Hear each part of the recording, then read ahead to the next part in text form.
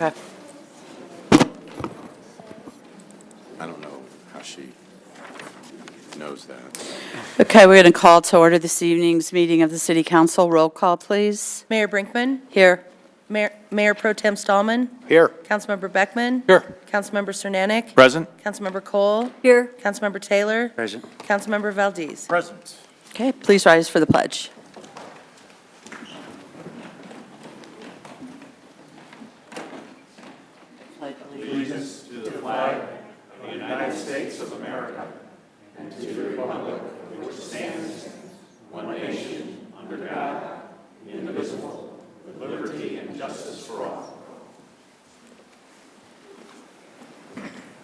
Okay, Council, are there any changes to the agenda? We do have a revised agenda, which included a general business item from the original posting. Is there any other any changes?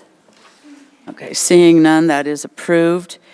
The minutes from the regular meeting of December 18th, Council, any changes on those? Okay, seeing none, those are approved. City Manager? Thank you, Mayor. You flew through that. Wanted to let the council know that first of all, I thought you guys had a great meeting on the council visioning on January 10th. Working with the mayor and the visioning consultants to find a time either in February or we may have to kick it to March, but we're really going to try to shoot for February to have them come and make a presentation at a study session to the council. So just a heads up on that. And again, thanks all of you for joining us at the Tri-Cities meeting that we hosted. So I thought it was a good presentation from CDOT at that meeting. And if there's any follow-up questions that you guys may have with either our Transportation Commissioner or Tony DeVito, who's our region director now, just let me know and I'll be happy to follow up. Thank you. Thank you. Councilmember Cole.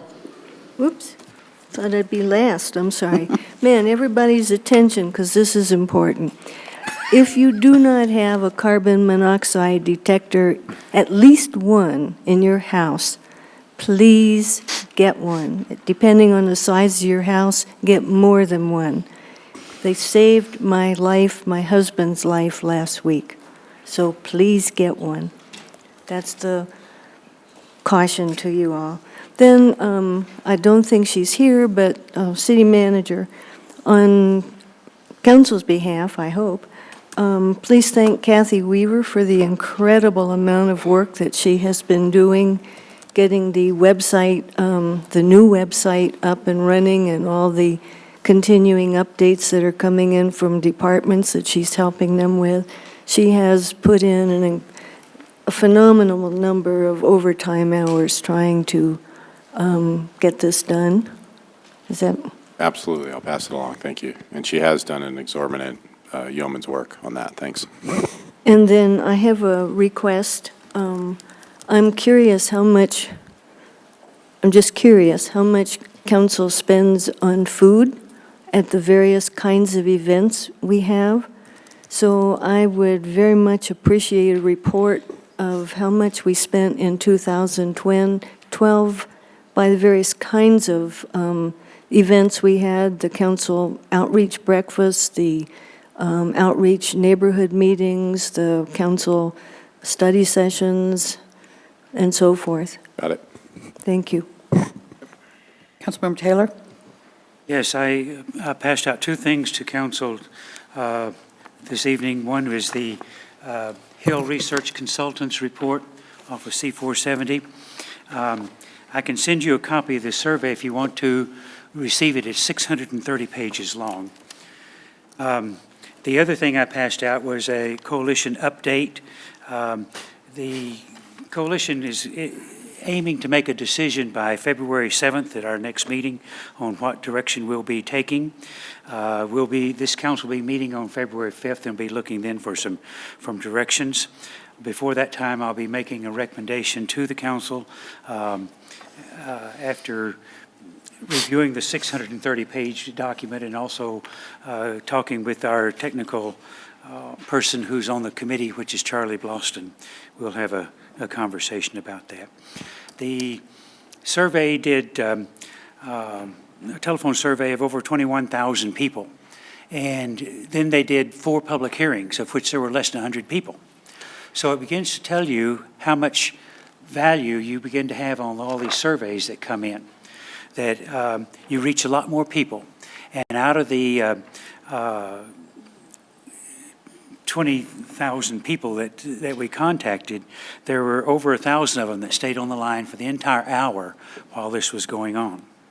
So a lot of interest in this issue. We've had recently a cost savings discussion at a study session. There was a couple of items I thought of after I got out of the meeting at a later time that we might ought to take a look at. One is looking at our dispatch center again, our call center, particularly 911, and whether we can have some savings there. And the other issue, we talked about the museum, but we didn't mention much about the library. There might be something we can do there.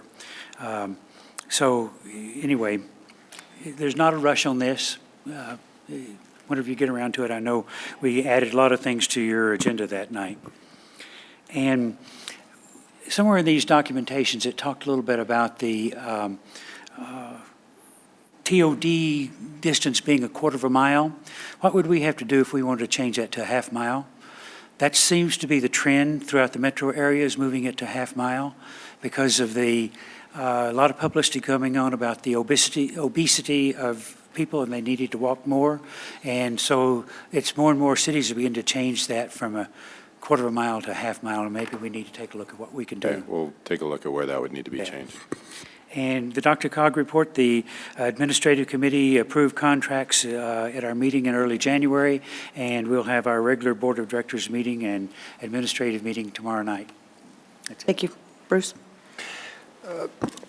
Echo Peggy's thoughts or comments concerning the web, both Kathy and Kelly and the entire team. Long time coming.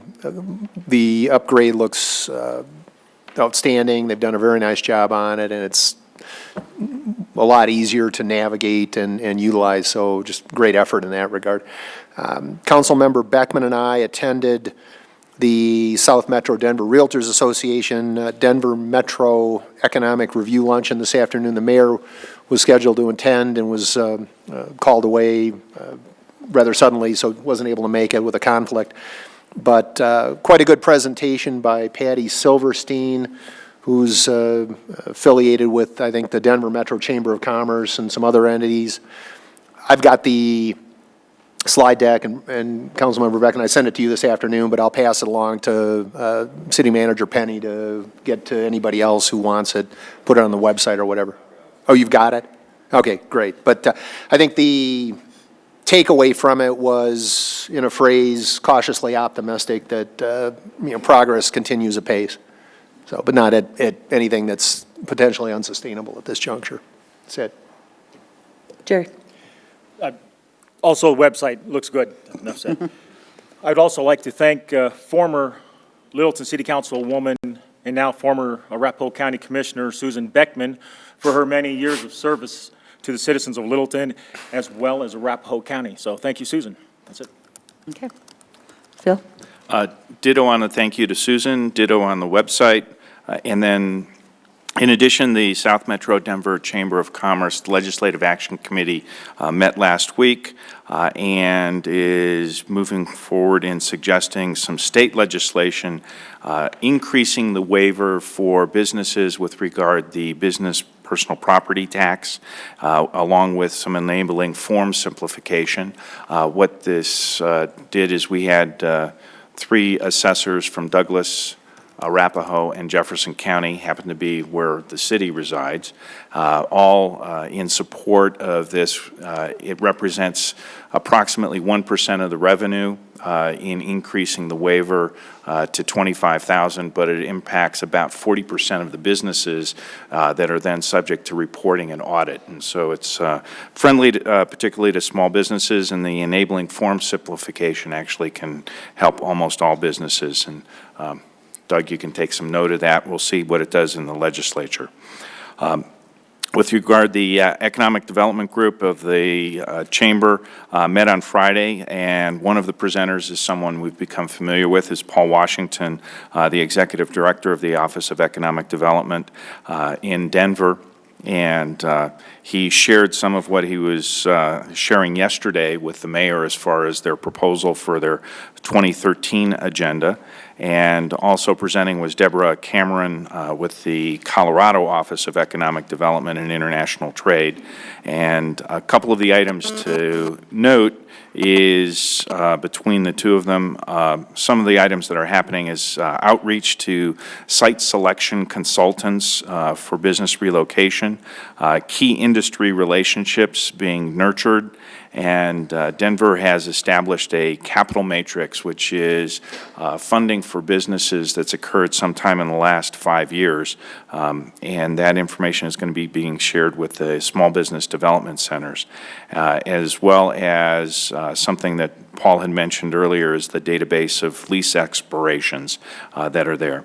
And then Jeff Howell mentioned the agenda or the focus for the Economic Development Group, both business retention and expansion, business attraction, and thirdly, economic development advocacy.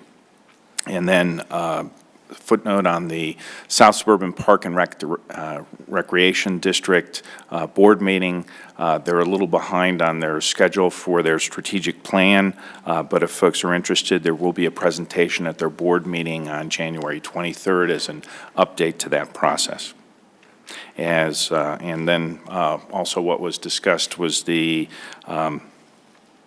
sharing of projects with South Suburban, representing about $2 million investment in 2013, and yet in progress is about $2.5 million of projects from 2012. Thank you. Bruce? Somewhere about a third to half of the city workers work outside. They have jobs that take them in the streets of the community, and they do it no matter what the weather is. So I just want to mention thanks to those folks for continuing to endure during the cold weather, because the mission does go on with city workers. Thank you to them. And that's all I have. Thank you. I just have one small report this evening.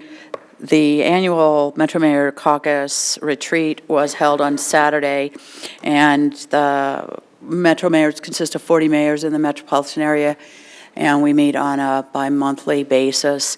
Our annual retreat is designed to help us plan the issues that we will be working on in the year going forward, and one that stays on the agenda is transportation.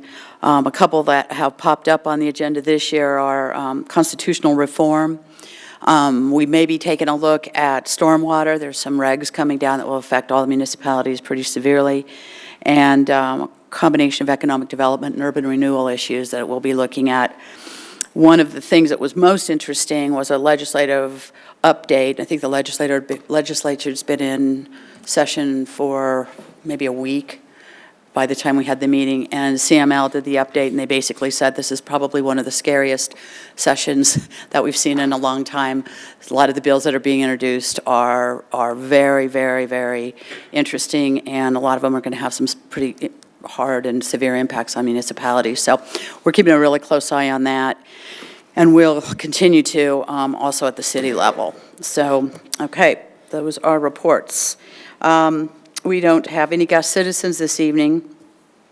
This is an opportunity now for unscheduled public appearances.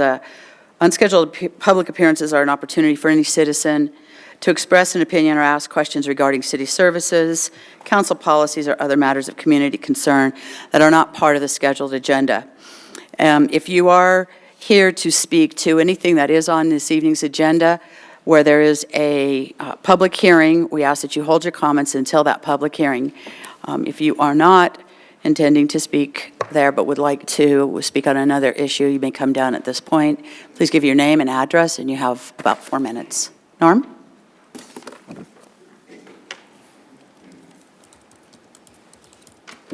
Thank you, Mayor, Council. Norm Brown, first block south of Stern Park on Spotswood. I'm on the west side of the street, so it's District 1. I sent some of you an email regarding concerns and considerations about the Powers Place financing.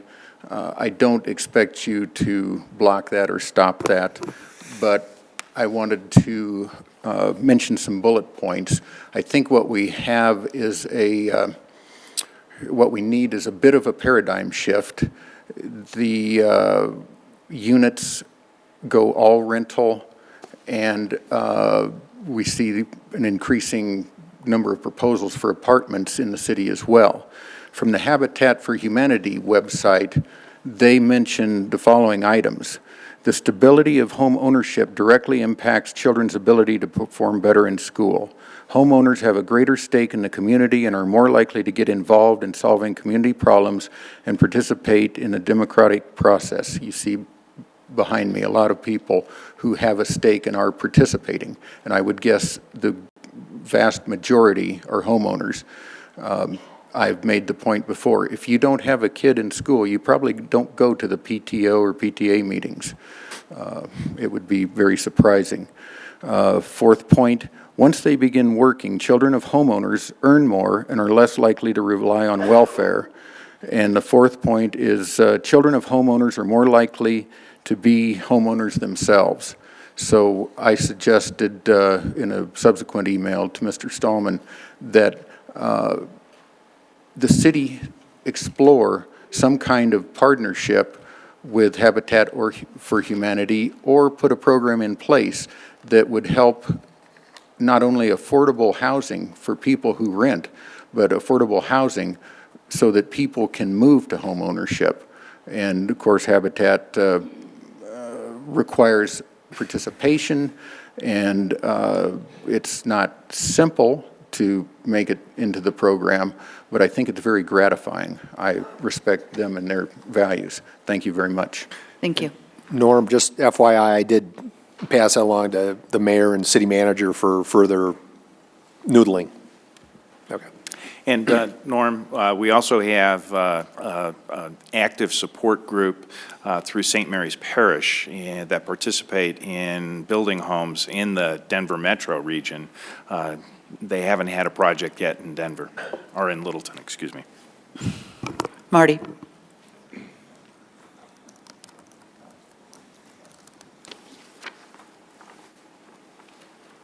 Good evening, Council. My name is Marty Brezak, and I live in District 4.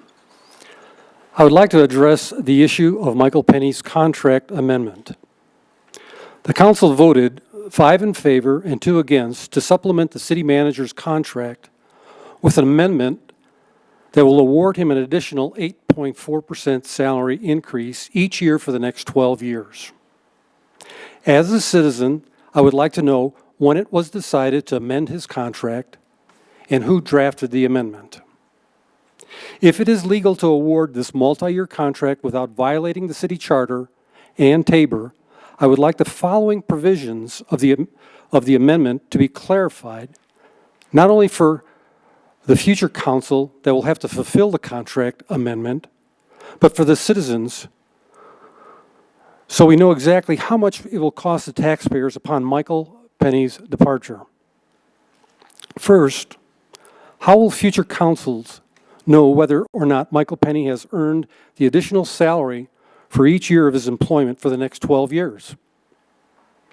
It is very likely that 12 years from now, none of you will be serving on this council, and we may have a new city attorney, so Michael Penny will be the only individual to interpret his contract with the city. Hardly an ideal situation. I would recommend that the council clarify the amendment by adding a procedure that will require a vote of the current council. This will determine if he has earned the added 4.5% increase to his in that particular year. It will then be on record by that council that Michael Penny reported to, rather than a council in 12 or 20 years from now, to determine if the month's salary was actually earned. If a council determines that he has not earned the 1 month's severance pay for that year, are the months of eligibility limited to the next 12, or will another year of eligibility be added if he fails to be awarded for that year? Secondly, how will future councils know what this council intended for the calculation of the additional pay? Is each year to be treated separately and therefore calculated on the salary at that time? Or is the severance pay to be calculated on the salary at the time of termination? It's very unclear in that amendment. I'm requesting this clarification so that citizens of the future, the city attorney in 2024 or 2034, or the council in that year will know exactly how to administer the contract amendment. This would alleviate any legal dispute on the awarding of 1 month of salary for each year upon the separation of Michael Penny, whether voluntarily or involuntarily. The citizens of Littleton have never been put in this situation where we have a binding contract with the city manager, and I am at a loss as to why we have one now with Michael Penny. The Littleton Founding Fathers got it right in the city charter, and this council has taken us down a road that we should not be on. I hope this is not the beginning of a trend with other employees who report directly to this council. I look forward to your response, and for your convenience, I will leave a copy of my 5 questions, with Wendy. Thank you. Thank you. Anyone else? Okay, seeing no one, we'll move to the consent agenda. Consent agenda items can be adopted by a simple motion. All ordinances must be read by title prior to the vote on the motion, and any consent agenda item may be removed at the request of a council member. 7A is a resolution.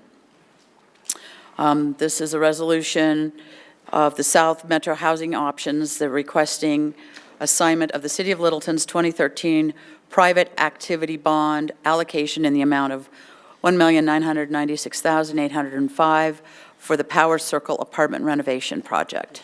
Yeah, it was 2.2 million. Oh, is that what we just received? I'm sorry, that's a Yeah. $2,210,458. And I'd like to ask Dan some questions on that, so please pull it. Okay, that's been pulled by Councilman Cernanik. Item 7B is an IGA for the South Platte Water Dialogue Project. City of Littleton intends to partner with the Arapahoe County Board of County Commissioners for facilitation, technical and engineering services related to the South Platte Working Group. Specifically, the city and Arapahoe County intend to contract with and pay Peak Facilitation Group for facilitation and technical services, and to Wright Water Engineers to provide engineering services and consultation with regard to the Chatfield reallocation project, including mapping of the South Platte Reach and stream gauge locations, analysis of stream gauge data, and review of the draft environmental impact statement. A little clarification on this. This is we're looking with Arapahoe County to use open space on paying for the services of Peak Facilitation and Wright Water. We have a group which is looking at a flow agreement, working on an MOU with water right holders and owners in the Chatfield Basin. Arapahoe County and Littleton have worked together on this program, and Arapahoe County has approved the use of open space funds for this expense. And this is looking for Littleton to then approve the use of our open space funds to match that expense. We did get approval from the county that this was a viable expense for those monies. 7C is a motion to appoint municipal court judge and approve his contract. City Council contracts with its presiding judge and any relief judges to fulfill judicial services for its municipal court. City Council directed staff to post a RFQ for its expiring contract, its judge's expiring contract, and has extended an offer to the top candidate. Judge Ethan Feldman will act as a relief judge, effective immediately, and then his appointment to presiding judge will begin February 1st, 2013. He will serve a 2-year term per city charter, Section 58. Item 7D is a resolution of the City Council of the City of Littleton specifying the location where notices of public meetings are to be posted. This proposed resolution establishes the front door of the Littleton Center or the indoor wall immediately adjacent thereto as the locations for posting of notices of meetings. 7E is to approve a resolution to endorse the authorization of grant applications for the Lee Gulch Overlook and the Murray Open Space projects and development funding. South Suburban Parks and Rec submitted 2 grant applications to Arapahoe County Open Space requesting partial funding for the development of Lee Gulch Overlook, Murray Open Space, and South Suburban is seeking council approval or council support for the applications and city financial participation. Due to the fact that South Suburban does not receive shareback monies, they need to apply for grants through Arapahoe County, through their open space program, and that is something they take advantage of in order to help pay for these projects. The revenue, the city of Littleton, they're looking at a total of $250,000 in matching. 7F. This is a resolution approving amendments to the 2004 loan agreements from the Colorado Resources and Power Development Authority, which provided funding for the upgrade and expansion of the joint wastewater treatment plant. Do you want to pull it? Well, I didn't necessarily want to pull it, but I did want to basically say I did have a conversation with City Manager Penny about where the funds saved reside, and since they're in the enterprise fund for the wastewater treatment plant, they pretty much have to stay there. So we don't need to use them. Take out the pretty much, but yes. We can't use them for anything else, like No. roads or anything. That's all I wanted to say. Okay. This is a resolution to amend the 2004 loan agreement with the Colorado Water Resources and Power Development Authority. The loan agreement established a rate stabilization account of $5 million, which is utilized when there's insufficient debt service coverage. Due to the city's sufficient cash reserves and historical ability to maintain debt coverage, the CWR PDA approved the city's recent request to lower the reserve requirement to $3 million. Okay, I need a motion. Madam Chairman, I move that we approve consent agenda items B through F. Okay, second? Second. Okay, we have a second. Jim? Ready to vote? The vote is 7 in favor. The motion carries. Okay, Councilman Cernanik. Yes, just a couple of questions for Dan. Dan, you want to come down and introduce yourself, please? Good evening, Council. I'm Dan Burnham, Executive Director of South Metro Housing Options. Right, and Dan, I realize that you aren't officially a city agency, so that's why, and certainly given your family, I hope everything's going as well as it can be, and appreciate your being here tonight. 2 quick questions. Very much appreciated the tour a little while ago of a lot of the properties that housing options folks have been involved in. And my recollection of that is that lower income housing in Littleton was decided to be distributed across the city, and we're being presented here with a bond option to be used in a rather concentrated space.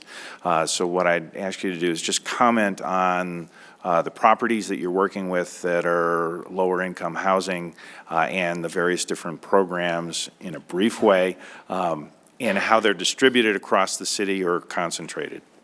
Well, we kind of did a brief recap this afternoon among the staff as well. It seems like a lot of our units are in District 2, but actually the number of units are pretty evenly distributed. We have, and this is subsidized, which I'll get to a little later because what we're projecting for Power Circle is not subsidized or low income. But in District 1, we have our assisted living center, which is 111 units. In District 2, we have 196 units that comprise of family public housing, Allison Court, and Bradley House. In District 3, we have 196 units, and that's primarily public housing, John W. Newey Family Housing, and Amity Plaza. And then in District 4, we have 15 units, the least dispersed, and those are primarily public housing and John W. Newey Family Housing. Those are subsidized. And I know that over the years, you've dealt not just with rental properties, but also rent-to-own or sweat equity approaches. So could you maybe comment on that as well, Dan? We have done a couple of different things for homeownership. Initially, we partnered with the Arapahoe Douglas Works, the area vocational schools, and built one house a year. We built 9 of those in the 90s and sold all of those to first-time home buyers. In 2000, we built 10 homes at Ridge Road and Lakeview. Those were also all sold to first-time home buyers. All of those 19 homes were graduates of public housing and John W. Newey Family Housing. So we have tried to promote homeownership through the people that we have in our units right now, kind of giving them a hand up rather than a hand up out all the time. Is there anything blocking, or what would be the hurdles to get also involved in building for homeownership or dealing with that affordable housing and homeownership? Actually, we had looked into doing the area vocational school again. It's extremely cost prohibitive with insurance requirements for the kids. We have one piece of property up on Powers that we're still kind of debating on what to do with, and that was one of the options that we had, was to perhaps maybe do a couple of single-family homes there and do it for first-time homeowners or something. There's not a lot of land available right now, and that's probably our biggest prohibitive thing, is that there's just not a lot of affordable property to purchase.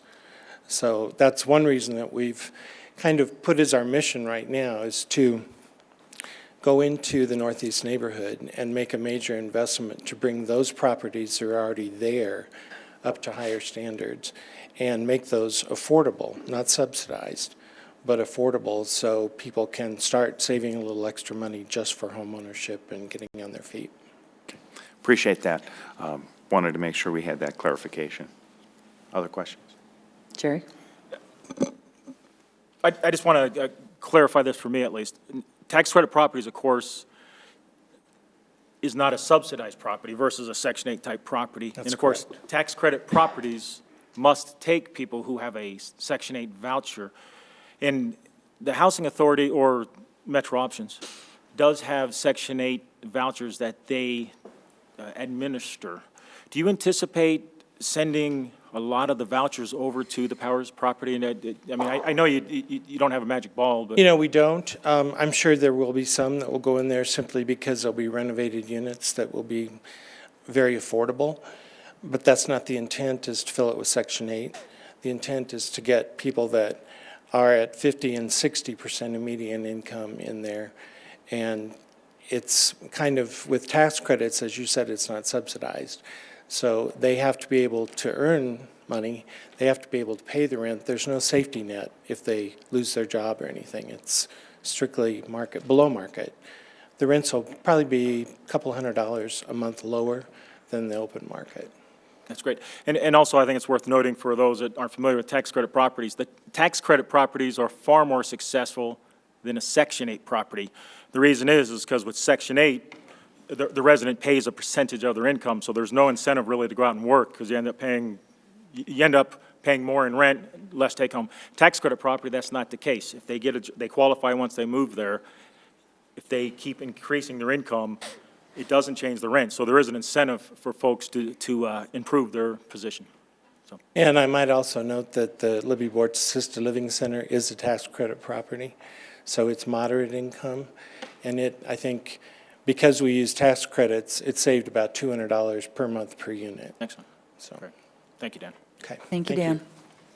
Madam Chairman, I move that the 2013 private activity bond allocation be assigned to the Littleton Housing Authority, doing business as the South Metro Housing Options, consistent with the revised resolution that was distributed to us this evening. Need a second? I'll second. Okay, Jim seconded. Ready to vote? The vote is 7 in favor, the motion carries. Thank you. Okay. Madam Mayor, could we recognize, I think we may have a troop standing up there, and encourage them to come sit. There are plenty of seats down here, and you still can leave whenever you want, but you'll be more comfortable. Sit in the front row so everybody will know when you do leave.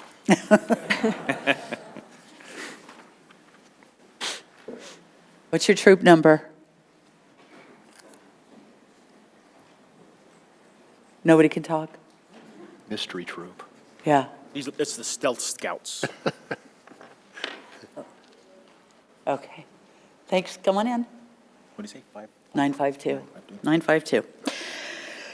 Okay, that takes us to our general business item. The swearing in. Swearing in. Oh, skipped it. Sorry, Judge. Swearing in of Ethan Feldman as municipal judge will be done by our city clerk, Wendy Hefner.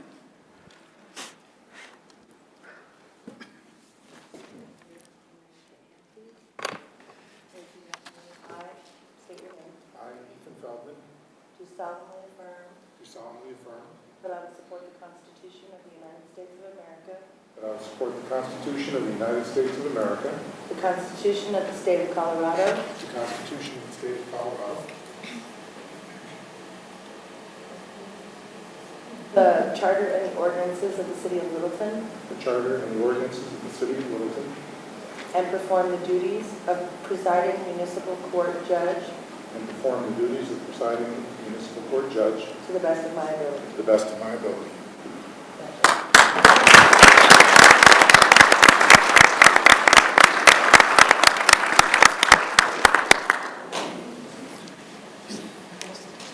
I'd like to thank the council very much for trusting me with this great honor. All right, thank Thank you. you. Looking forward to Welcome. working with you. Okay, now, general business, item 9. This is a request to continue the motion, to table the motion to the next regular meeting to possibly entertain a proposal from staff.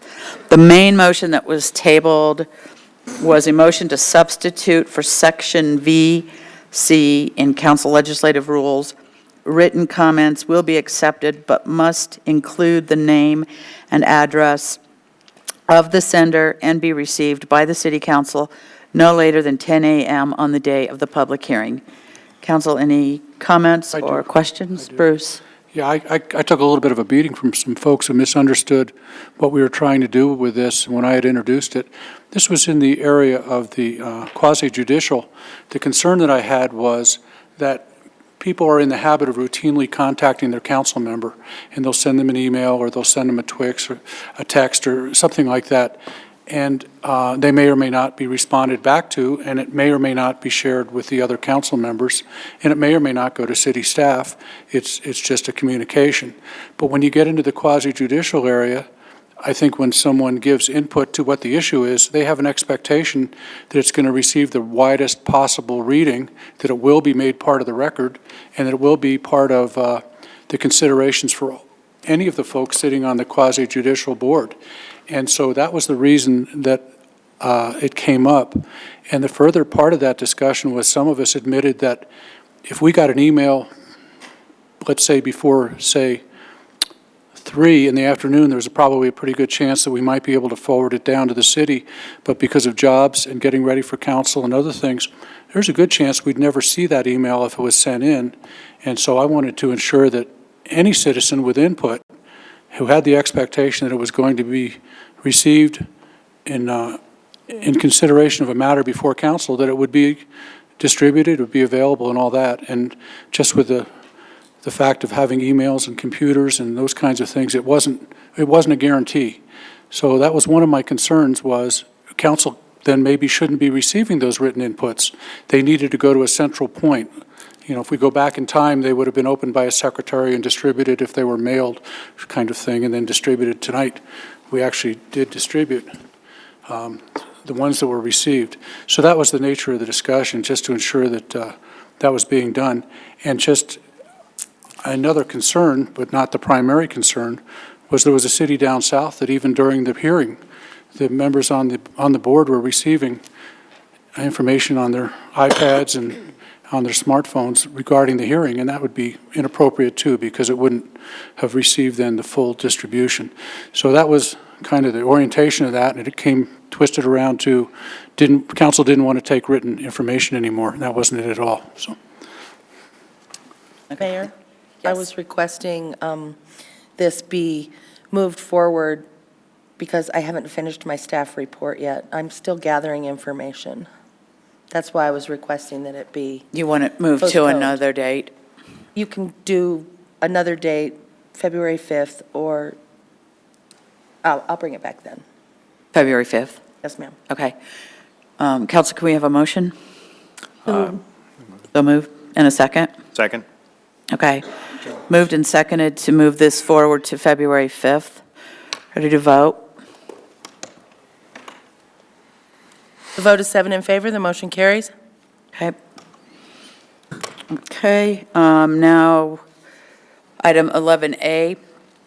This is an ordinance.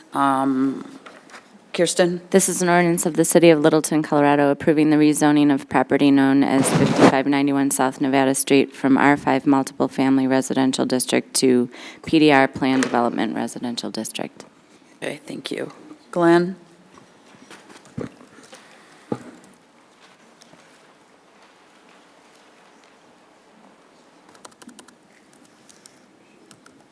Okay. Thanks. Okay. How come they can't have more than one sheet? Mayor and council, I want to enter into the record the exhibits that were attached to your staff report, and then also the applicant provided a packet of additional letters. I think that becomes Exhibit K. So with that, I'd like to just go over a little bit of the introductions of the case. In this case, we're rezoning about 1 acre from R5 planned with a planned development overlay to a planned development residential district. As the exhibit shows you, the Planning Commission actually approves planned development overlays. So for the project, it was originally approved in 2007 by the Planning Commission, and that was the planned development overlay. And the reason for the planned development overlay was to increase the height of the two buildings, Phase 1 and Phase 2. Basically raise the height of the buildings from 30 feet to 43 feet. The developer in 2010 went ahead and built Phase 1, which included 31 two-bedroom units on the, it would be the east side of Nevada Street, just north of Powers Avenue. It was originally proposed to be a condominium project, an ownership project. But again, the economy happened, and he was not able to sell any of those units. And so now Phase 1 is a rental project. Phase 2 was originally approved for 37 units. And what they are requesting now, and again, those were 37 two-bedroom units, so the whole project was two-bedroom units. So what they're requesting is basically to keep the form of the existing building, but increase the number of units by going to one bedroom. So in essence, increasing the number of units for Phase 2 from 37 units to 72 units. So really, this is a request. If you don't approve this request, the planned development overlay is still in place for the same form, architecture, and height of the existing building. So really it is a question of density, and we put that in your staff report, that really the policy question here is, should you increase the density? And there are issues that come with increasing the density, and we'll go into several of them. And if you look at the plan development criteria, it talks about impacts on utilities, traffic, parking, all those issues. I think in your packet you have a report from the civil engineer that says there really isn't a utility issue, but later on in my presentation I will get into some of the impacts on parking and traffic.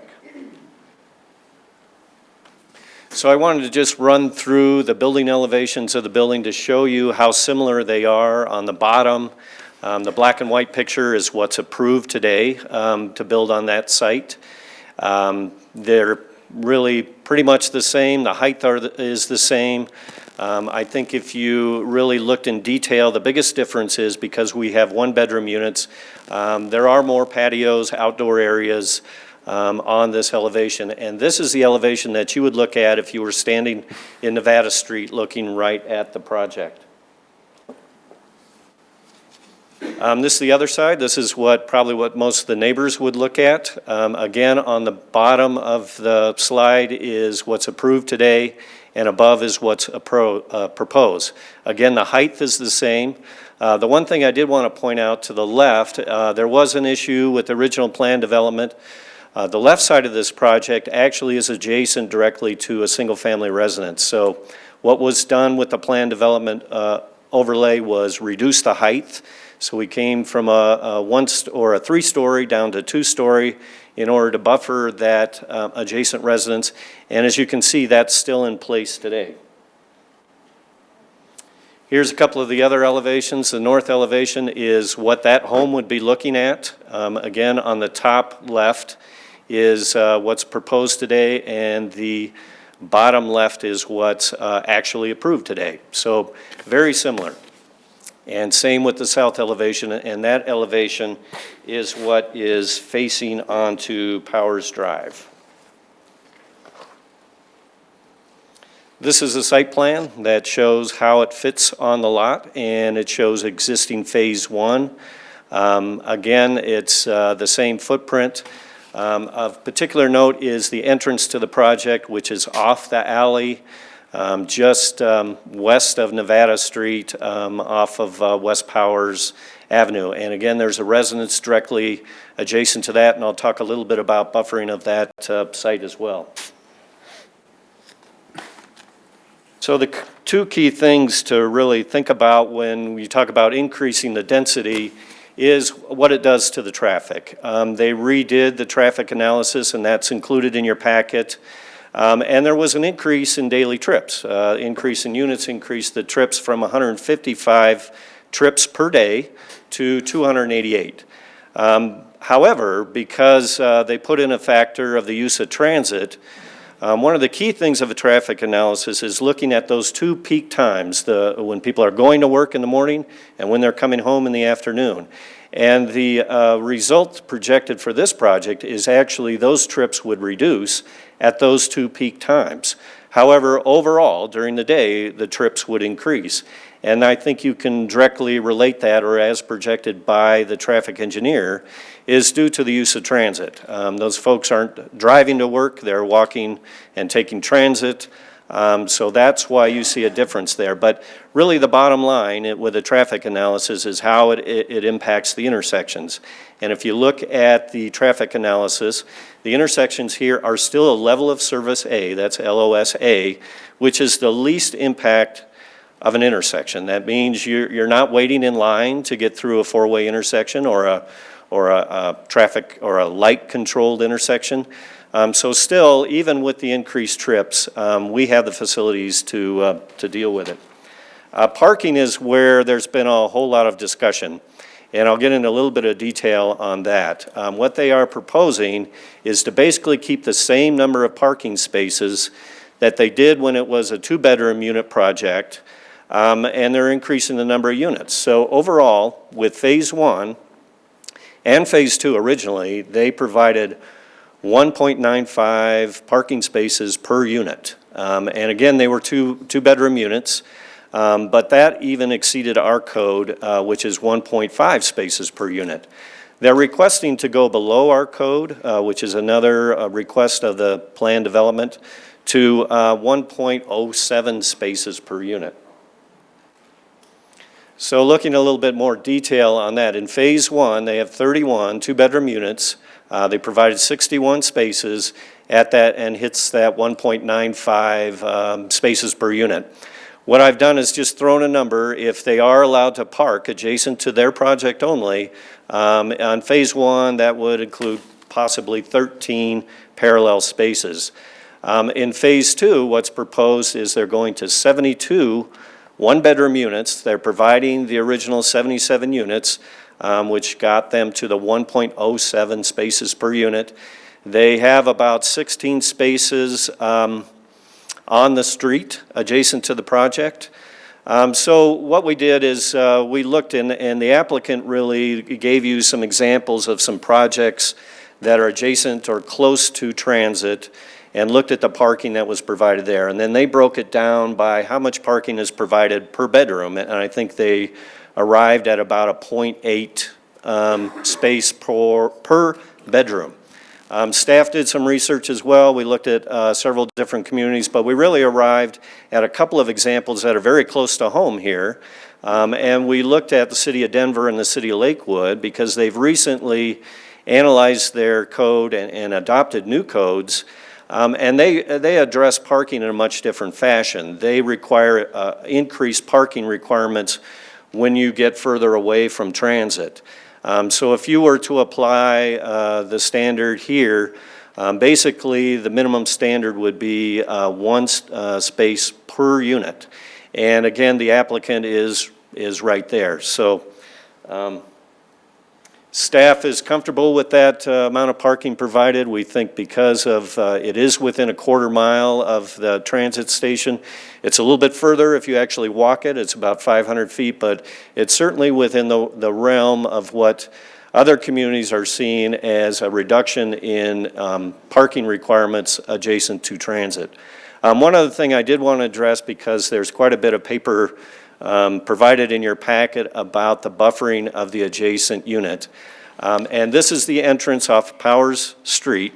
And there's a private agreement between the developer and the owner of that property to provide a screen wall to screen his property from people coming and exiting the parking garage. It's actually a part of the original plan development overlay. Staff is recommending that you not provide this as a part of the zoning. And the difficulty is because it's not a part of the site. So it's going to be a very difficult thing, impossible thing to enforce. But you do have a private agreement in place, and I believe the developer will tell you that he intends to honor that agreement. So there was one other thing I wanted to mention here. So when it comes to the parking, staff is comfortable with the parking that's provided, but we did give council an additional condition for consideration, and that is, and I'll paraphrase it quite a bit, that if we'll have the developer on his dime do a study of the additional parking impacts today without the project being built. And then by the time the phase 2 is built and it's up to 80% occupied, if that analysis shows that their parking is impacting the adjacent R5 neighborhood, and we define that as the downtown historic neighborhood, I think, per our downtown neighborhood plan, then the city would put in place a parking approval program, which would basically limit the parking on street and give the adjacent owners rights to use the adjacent parking. So there would be a way of perhaps if we're all wrong, and I think there's enough body of knowledge to say the parking numbers provided are adequate, but if we're wrong, there's a chance we can perhaps fix this. So with that, let me just check that. On November 12th, the Planning Commission heard the case. There was about 6 residents who were concerned about the increase in density, and I think particularly because a lot of them are impacted by parking issues today. And their concern is that with the reduction in parking with this project, it was just going to exacerbate the problem. So the Planning Commission did recommend denial of the project by a vote of 5-2. And staff is recommending approval that this project does meet the intent of the downtown neighborhood plan and the criteria listed in the plan development. So with that, I would be happy to answer any questions. Questions? Phil? Glenn, quick question. If you aggregated parking requirements for Phase 1 and Phase 2, what would the answer be? As far as what would be the standard? How would it compare to code? I don't know what that number was. I know we ran it. I think it was still about 1.4. I think it was just below code, as I remember. But we'll run those numbers for you. Right now, Jan will do it even as we speak. Peggy? What days of the week and days of the month were the parking, the traffic study done? I'm not sure, Councilmember. perhaps, I know their traffic engineer is here, he could tell you, or we could look at it and see when their counts were done. I couldn't tell you right now what those Because dates. I tend to think there would be differences depending on the season. As far as the traffic, Yeah, yeah. I mean, people willing to walk yesterday morning to light rail from any place Good point, was a bit of a challenge. right. And in really icy conditions, whatever. So I am curious about that. I'm sure it wasn't done during the weather last week. I can promise you that. One thing from a parking standpoint, typically for a residential project, the peak time is on a Saturday. And usually it's Saturday morning, and people are home, and that's when the majority of the parking is. So that's why when they talk about mixed-use projects, residential is such a good mix with commercial, because commercial is generally more in the afternoon, and that's, people have left residential projects, and people are coming to commercial projects. This is kind of a mixed-use neighborhood, so some of those dynamics would play. But when it comes to counting the parking spaces, we'd say we would do that on Saturday morning, very early. So, I mean, one thing is the traffic, you know. So indeed, if you don't want to walk to light rail, that's one thing. The other thing is, why are we assuming that merely because these are located here and where they are, that people are going to be taking light rail to get to work, or taking light rail for their recreational activities, or light rail to the grocery store, because there is no grocery store downtown, and I don't think they'll walk across Santa Fe to that King Soopers that will be over there. So why are we assuming, indeed, that people will use light rail to get to work? I think we're just projecting what we see nationally. And I guess we could have a very unique population that happens to live here in Littleton, but I don't think so. And I think actually people will be drawn to this project primarily because of the light rail. So I think there is a population out there looking to save money and not have additional vehicles, because that's kind of a gateway also to home ownership. So if somebody is putting money away, they'll look to rent a place where they have alternatives to the high cost of transportation. But is it possible that people will like the place and the location, but their job isn't accessible via public transit? It's possible. I mean, I seem to see a lot of that. Anyway, I've got a lot of comments later, I think, more than questions, but thank you. And if I could just answer Councilmember Cernanix, actually it'd be at 1.3 spaces per unit to combine the two. Bruce? Glenn, in the planning board minutes from 2007 on the Phase 1 project, there was a comment by a fellow named Bothwell, who's the project architect. There, he said the guiding, let's see, he said another guiding factor in the design was the existing zoning. He went on to enumerate the requested changes from existing zoning were 77 units for Phase 1 were allowed, and they were proposing less, and it ultimately changed anyway. Is that the original zoning comment allowing the 77 units? I thought you maybe mentioned it, but you may have been talking about the parking spaces, which were also 77. So was the original zoning R5 would have accommodated 77 units? No, actually, the existing R5 zoning would allow 43.56 units per acre. So the density of the original project fit under that. But now, because they're going 77 units, they're at approximately 77 units per acre. That requires the PD to allow them to increase. Okay, so the comment in here, I was referencing the comment that was in the minutes.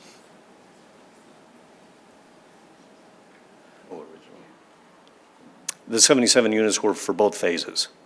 Is that Phase 1 and Phase 2?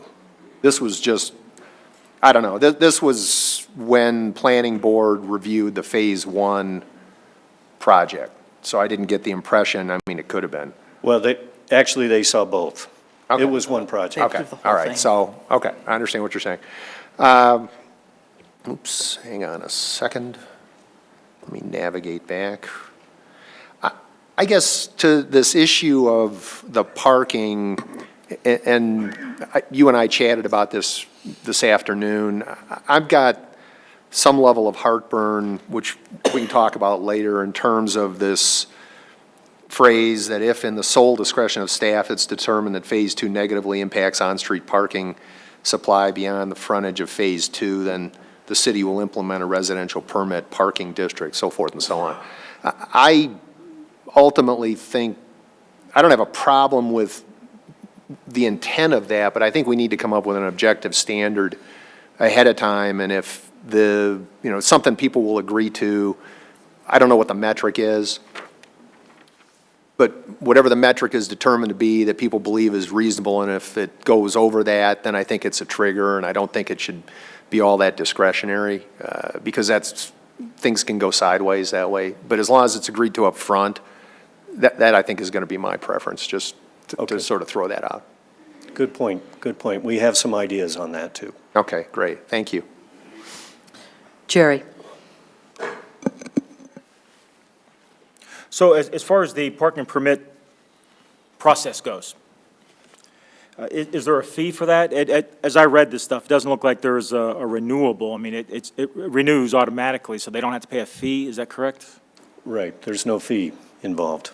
So, and we do use parking permits on Curtis Street, is that correct? Not on the block that's, I think you'll hear from most of the folks that are concerned about it. In fact, I have a map I can show you where the 2-hour parking restrictions are. Okay. And actually, it stops on Curtis Street, south of Powers Avenue. So is there a parking permit process that's being used on Curtis Street? Not directly adjacent to the project, but south on Curtis Street. I'm Right. just asking, is there on Curtis Street? I'm not saying. Yes. Okay, the answer is yes. Yes. So, how many? Can we put the map up, Doug?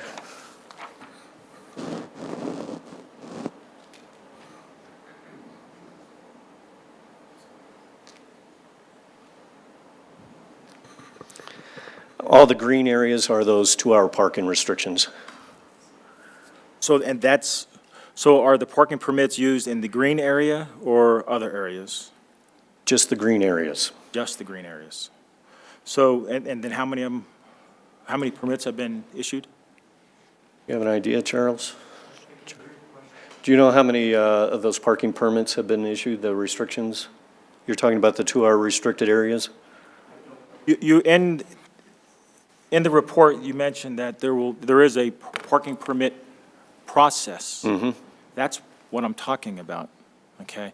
So is that what you're not talking about? That is what I'm talking about, that process. Yes. How many have we put in place in the city of Littleton? Good question. On Curtis Street, that area right there. Yeah, I believe, and we don't actually have a neighborhood permit parking program that's in place. What we have is a 2-hour limited parking in this area. And so what the proposed motion, excuse me, Glenn, what the proposed motion would do would be to institute a NPP or a neighborhood permit parking program for this area around on Powers in Nevada if whatever criteria, as Councilman Stallman suggested, set measurement was hit between the existing baseline study and then post-construction study. So then there is no parking There is permits no existing neighborhood currently in permit place. parking, just the Thank you, time thank limit you. parking, Okay. yes. I think we were just confused on the question. Does but- Curtis Street have parking issues for the residents? Per their testimony, there is. Per their testimony? Right. So they're saying there is and you're saying there isn't? Is that, do you think there's a parking issue on Curtis Street? You know, I really haven't evaluated in that much detail to say that, and what's the impact? Is it 2 hours a day? Is it from 7 PM to 9 PM?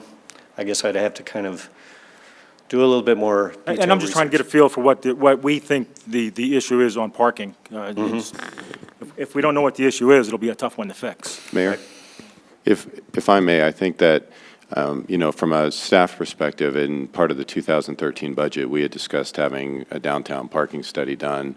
The community survey came back and said it's a concern from the surveyed residents for whatever reason that there was a concern. And so we are, as staff, continuing to have a discussion about how we evaluate what the options and opportunities are for the downtown parking area as a whole. And so, separate from the discussion that you guys are having tonight, this is an ongoing issue for the staff that we want to come back and propose something comprehensive for the council, so Great. again, separate from this project, if that helps. Thank you. Now, as far as the parking, you referenced that other areas are changing their parking standards. Are you familiar with a study that's done in Boulder? No, I'm not. Okay. Are you familiar with the CDOT TRIPS study or their requirements? No, I'm not. That's all I have. Okay. Jim? I'm going to pass till we get to the public hearing. Okay. Bruce? I just want to bring it back to basics for a moment. It's my understanding that the reasons for a rezone are because there's an error in the map, or it's not consistent with a comp plan, or there's been some change in the nature of the neighborhood. And I think that's probably, words to that effect are in our ordinances also. Why are we requesting this rezone?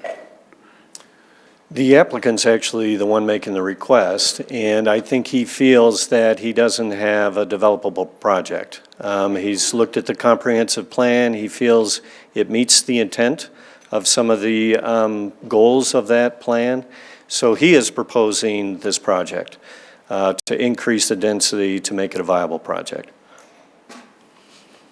So just not to belabor the point, but a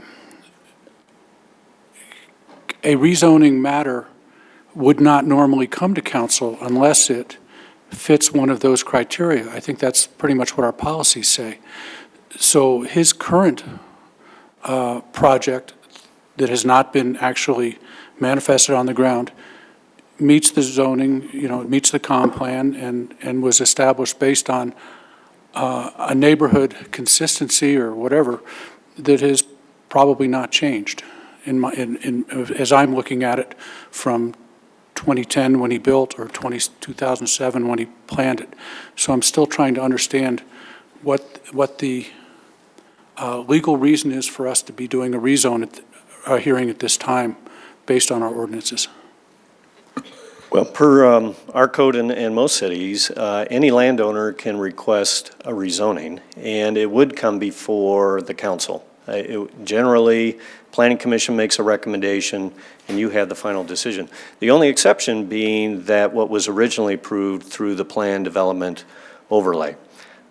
So it is something that is a process, due process, that's open to any landowner in the city of Littleton and in any city, really. Bruce?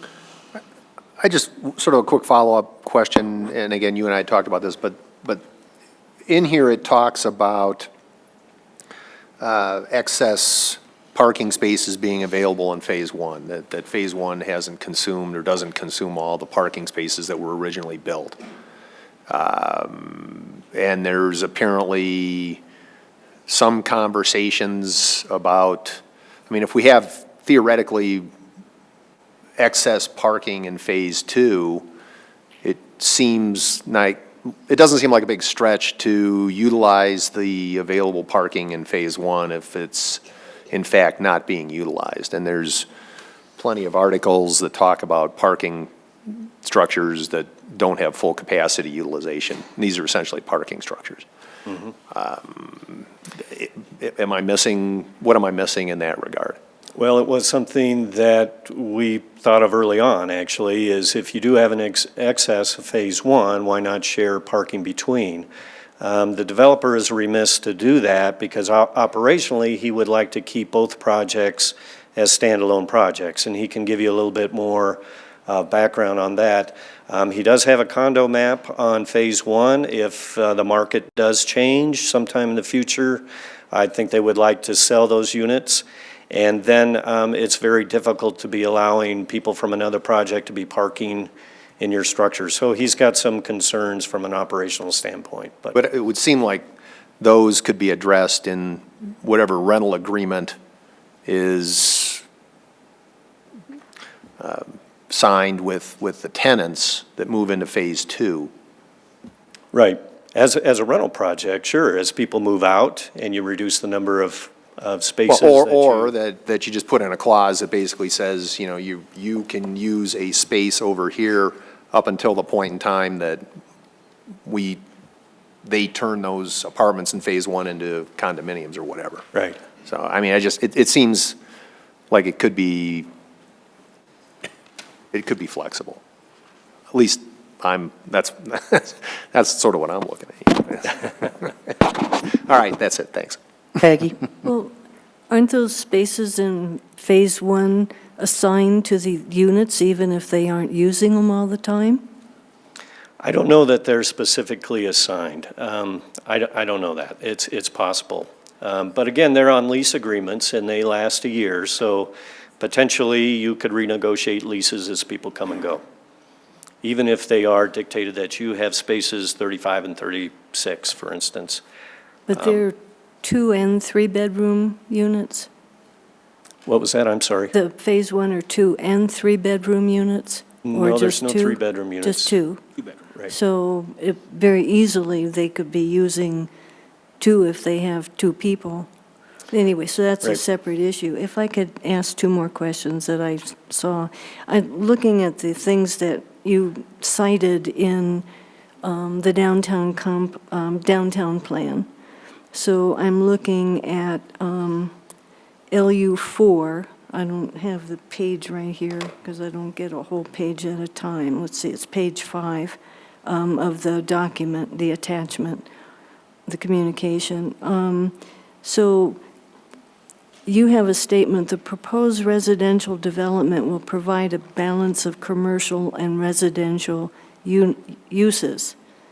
And I'm not sure what that means and how one defines that and determines that. It implies that right now there's an imbalance. If it's going to provide a balance, because it's not adding any commercial, so it implies there must be an imbalance somewhere. So that's just an observation. And then LU6, which is after that one, the proposal will provide housing for a younger population who desire smaller housing units and closer proximity to transit, et cetera. And so I'm asking, well, and the units, I think, are going to be just about the size of my whole house. We have a tiny house. So that's a kind of unit, if it were really well insulated, if it were better insulated and more energy efficient in my house, I might say, hey, let me move down there. And we use the transit, we do things. So why is it, so my question then is, will the buildings be restricted to a particular age group? No. So there could be a bunch of old fogies like me that move in there. Could be. And that would be a great thing. But you only have one car. yeah, but we've got several bicycles, so. How many cars do you have? One.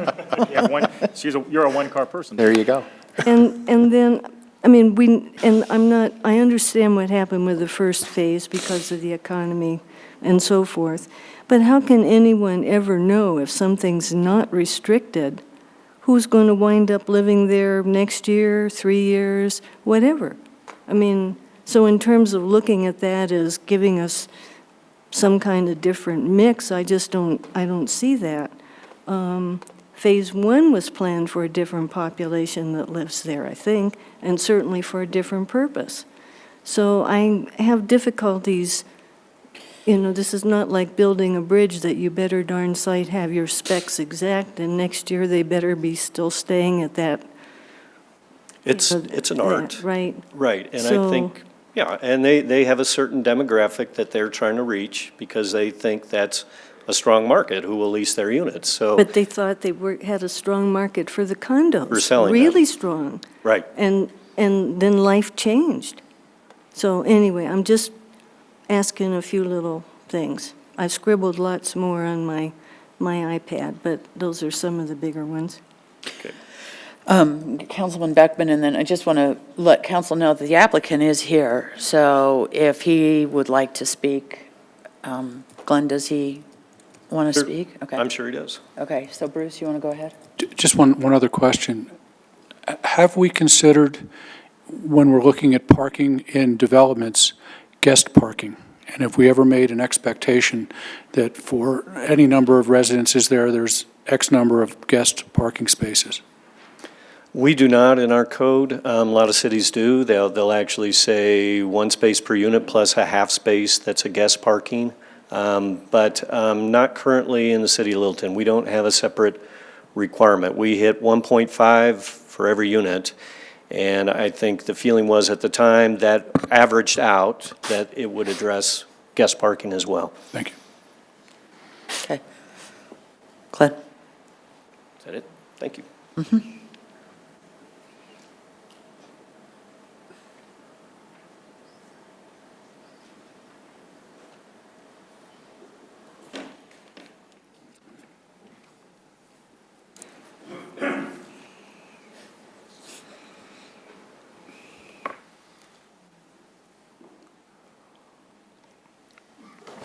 Good evening, council. Evening. Good evening. I'm pleased to be here tonight. Excuse me, let me use the mic. I'm pleased to be here tonight and to introduce the Phase 2 of the Nevada Place project. Yep, you would you please please state- give us your name and, I'm going to. My name is Jonathan Miller. I'm a builder-developer of 22 years in the Denver metro area. During the last 22 years, we've built both single and multifamily residential housing communities. Our work has included the work on custom homes. Our work has included the building of condominium buildings, renovations of historic structures. And my last project, which is probably most recent and our highest profile project, was the Washington Park Elementary School. And in that project, we work with both the city and county of Denver and the surrounding neighbors, as we have and intend to do here in Littleton. And we redeveloped that school property, it was 3 acres in the middle of Washington Park, into lofts, brownstones, and homes. So today, my focus is Littleton, and it's the focus for this meeting tonight is the second phase of Nevada Place. And I'd like to make our presentation, introduce you to my staff and to my consultants.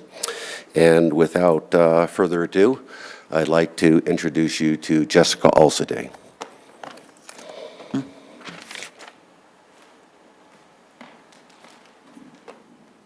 Good evening, council. How are you this evening? I can see we have a lot on the agenda, so in the interest of time, I'm going to try and be flexible so we can figure out what we really need to do to get to the meat of the issue and answer all your questions. And we have lots of answers for you. So Elizabeth Johnson, our architect, is actually up next to speak. But we were thinking perhaps, or she generously offered that in the interest of time, I can run through this portion of the visual. In essence, the exterior of the building hasn't changed. Would you like me to skip ahead to the justification for the rezone? yeah, we aren't approving the, Perfect. Then I'm gonna do that for you. okay. We've included a brief history, and as we mentioned previously, it was one project in total. As it was constructed, the first phase was constructed, again, due to the economy, in 2009. And that was despite actually the bank who was funding the project going under, so difficult times.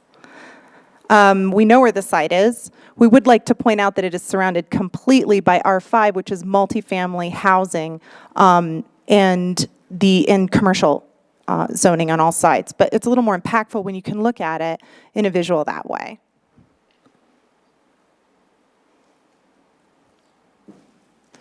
These are all of the ways that the project mirrors. Lots of architects speak. And as Glenn pointed out, no change in the footprint. So a very valid question, Councilman Beckman, why is this justified? Why are we here? And we can answer that for you. The first is in context, and perhaps with maybe a little help from Kirsten. If I could just say that it's not that you don't meet the comp plan, that you would propose a rezone. And it's not that that if an existing zoning doesn't meet a comp plan, then you can propose a rezone. It's that if what you're proposing as a change from the existing zoning is consistent with the comp plan, or if there's a permanent changed condition, then a rezone is justified. And the reason for that, briefly, is just so that cities can then adapt and grow and change with trends that are long-term, with types of housing, with types of retail. For example, if that wasn't in place, agricultural uses in this area especially, were never not consistent with the comp plan initially. You wouldn't take an area that was predominantly agricultural, for example, and overwrite the comp plan for that particular area. But as the market developed in that area, applicants would bring forward proposals to say there's a better, higher, highest and best use for that site. So that's why we're proposing it. And I'm going to explain to you what those reasons are. Did I do okay, Kirsten? You did great. All right. I'd also quickly just like to reserve a little bit of time for rebuttal at the end. That didn't happen for us at Planning Commission, to make sure that we can respond to public comment. That's fine. Thank you. So what happened, what we know is that two reasons for this rezone, and they're not greed, and it's not saying it isn't a whole lot easier just to take what's there and build it. It's that what's there is not buildable. It is not financially viable for us, and it's not financially viable for another developer that comes along. So what you're going to see for many, many years to come, based on the price per square foot for that land, is exactly what you're looking at. Short-term financial situation, while it was short-term, revealed really long-term trends, both in lending, as we all know, so it's harder for folks to qualify. And it also illuminated trends that are long-term in home buying. People want smaller homes, not larger homes. They want to live in transit-oriented areas. We've watched infill. I know as a council you all hear this over and over and over in study sessions, so I'm not going to harp on that. But what's most important is we have had boots on the ground and people there at the site for 2 years. We get the phone calls, we know what people want, we firsthand and uniquely have the opportunity, rather than a developer who's speculating about what an area wants, to say we know firsthand what the demand is for your city and for this area, residentially speaking. And the market demands 1-bedrooms, whether for rent or for sale. And the truth be known, were there more 1-bedrooms that were efficient to meet a market demand at the time, which was really transitional at the moment that we did this. So it was difficult for market studies to bear that out. But at this point, we know that they probably would have resulted in more sales. So this will be condo mapped. This property is not intended to remain a rental. This property, as with the property across the street, is absolutely intended to be sold. This is an interim win-win to create a vibrant density in that area, and in the interim, rents are from about $1,400 to $1,800, in case you're wondering. So here are all the reasons that the rezone is justified. I'm going to go back for a second and talk with you specifically initially about conformance with your comp plan and conformance with the downtown neighborhood plan. I'm not going to go through all of these. You received our written justification, and I know it's a lengthy packet, but we wanted to err on the side of lots of information. So in 19 distinct ways, it conforms with the comp plan, and in 20 ways, it conforms with the downtown area plan. And again, we've detailed all of that for you. If you have specific questions, we can refer back. But if I've taken the liberty of taking each one of the ways that it conforms and saying, what did the city mean by that? And done that by taking out plain language of your own documents. And it boils down to these 5 areas. And all 39 ways that we conform. So aesthetics, I hope, can agree that generally speaking, there is a PDO that was accepted. It's part of a neighborhood. It means that an existing PDO or a new PD with exactly the same exterior is aesthetically consistent. And I hope that we've articulated for you as well all of the green benefits and the sustainable benefits that multifamily has inherently. And we can answer questions if you have those. But I'm going to be presumptuous, if I may, and assume that really it boils down to these 3 issues: that development and housing stock mix, and ensuring that you have a nice mix of residential, commercial, and different types of housing stock to meet different needs, that it economically supports your downtown in some way, or the city in general, and the mix of the resident themselves. So I'm going to speak briefly about housing mix. Again, I think I provided you a 26-page study that went into some detail about your housing mix. But ultimately, you have an aging housing stock, which I don't have to tell you. 70, not 80%, plus minus, just slightly under, was built more than 25 years ago. And while transit-oriented development, it's not that you don't have residences, it's that you don't have residences in your transit-oriented development area that are attractive to those who would live in transit-oriented development. So what they do is move on to other municipalities who do offer that housing stock. It's been a concern of the city. It's articulated in numerous city documents. I don't have to tell you where all of that's located. I cited it for your study. And of the current supply in that downtown area, the football, if you will, there are 360 residences. Very few of those are 1 bedroom. And I used assessor data initially to count. I came up with only 30. I was corrected because the rental properties don't show up as for sale they don't list the bedrooms. They're all condensed on the county assessor's website. So I've adjusted those numbers, and even adjusting for those numbers, you're still at 50 plus minus, and I'm going to give myself 5. Go out on a limb and say plus minus 5. The successful mix, by the way, is more like 30 to 50%. 1 bedrooms within that 0.5 walkability, or 0.25 as you've mentioned. 0.5 is generally the acceptable standard for transit-oriented development. I did provide you information to that effect as well. So moving on to the variety of the resident themselves, I have provided some information for you. The median household income, and that is median, is $182,000 of a Nevada Place resident. This is a renter by choice. These are second homes for some folks. They are young and vibrant. They are empty nesters. And out of all of the folks that live there, there are a total in the number of bedrooms, while there are 62 total bedrooms, there are only 39 residents, and that includes 4 children. So you can see that these are not people who were frat boys, that it's a party house. There have been some other monikers that we've gotten for our 1-bedroom property. These are the same residents. We would be transitioning some of our residents who want smaller residents straight from Nevada Place over to the 1-bedrooms from phase 1 to phase 2, and vice versa. The other numbers are fairly self-explanatory. The median household income for the rest of the zip code is at $54,000. Clearly, with that kind of disposable income, it's hard to argue that we're not economically supporting downtown.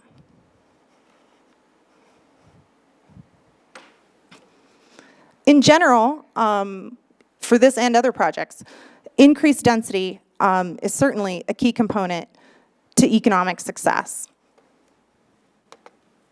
There is little density, and in areas that have had successful TOD, I also shared with you in the study at great detail, areas that have been successful based on this model. More importantly, density helps solve your downtown parking problem. It seems counterintuitive, but the answer is when you have 72 people who live adjacent or very near, and I'm sure it'll be over 72, we're not going to pretend that all of those will only have one resident. What you have are people who don't need to drive, at least 72 of them, who don't need to drive to get to downtown businesses and can patronize them on a much regular basis and don't have to worry as much about things like weather and other issues. The last justification principle are the TOD principles. I outline that at some length. And I did want to quickly go over the community outreach that we provided. We had ongoing individual and community outreach. We held a community meeting, actually, and sent 2 notices. We're not technically required to send any. It was important to us, truly important to us, to get input. And we had 18 attendees, despite 2 notices, to 366 households. I received 2 phone calls or 3 phone calls. I outlined how many. My telephone number was clearly on both notices. Virtually no one articulated to me that they had concerns about the project at that time, that we could help to build in or that we could work with. And actually, there was one person who expressed concern, and it was because he was afraid that the space was going to become a warehouse. So getting to the heart of the matter. A warehouse, yeah. We believe that the parking is sufficient for 3 reasons. The first is that the data confirms it. Again, these are the same residents. They're not 2 different kinds of residents. It's the same demographic. It's the same housing product. It's just different size housing product.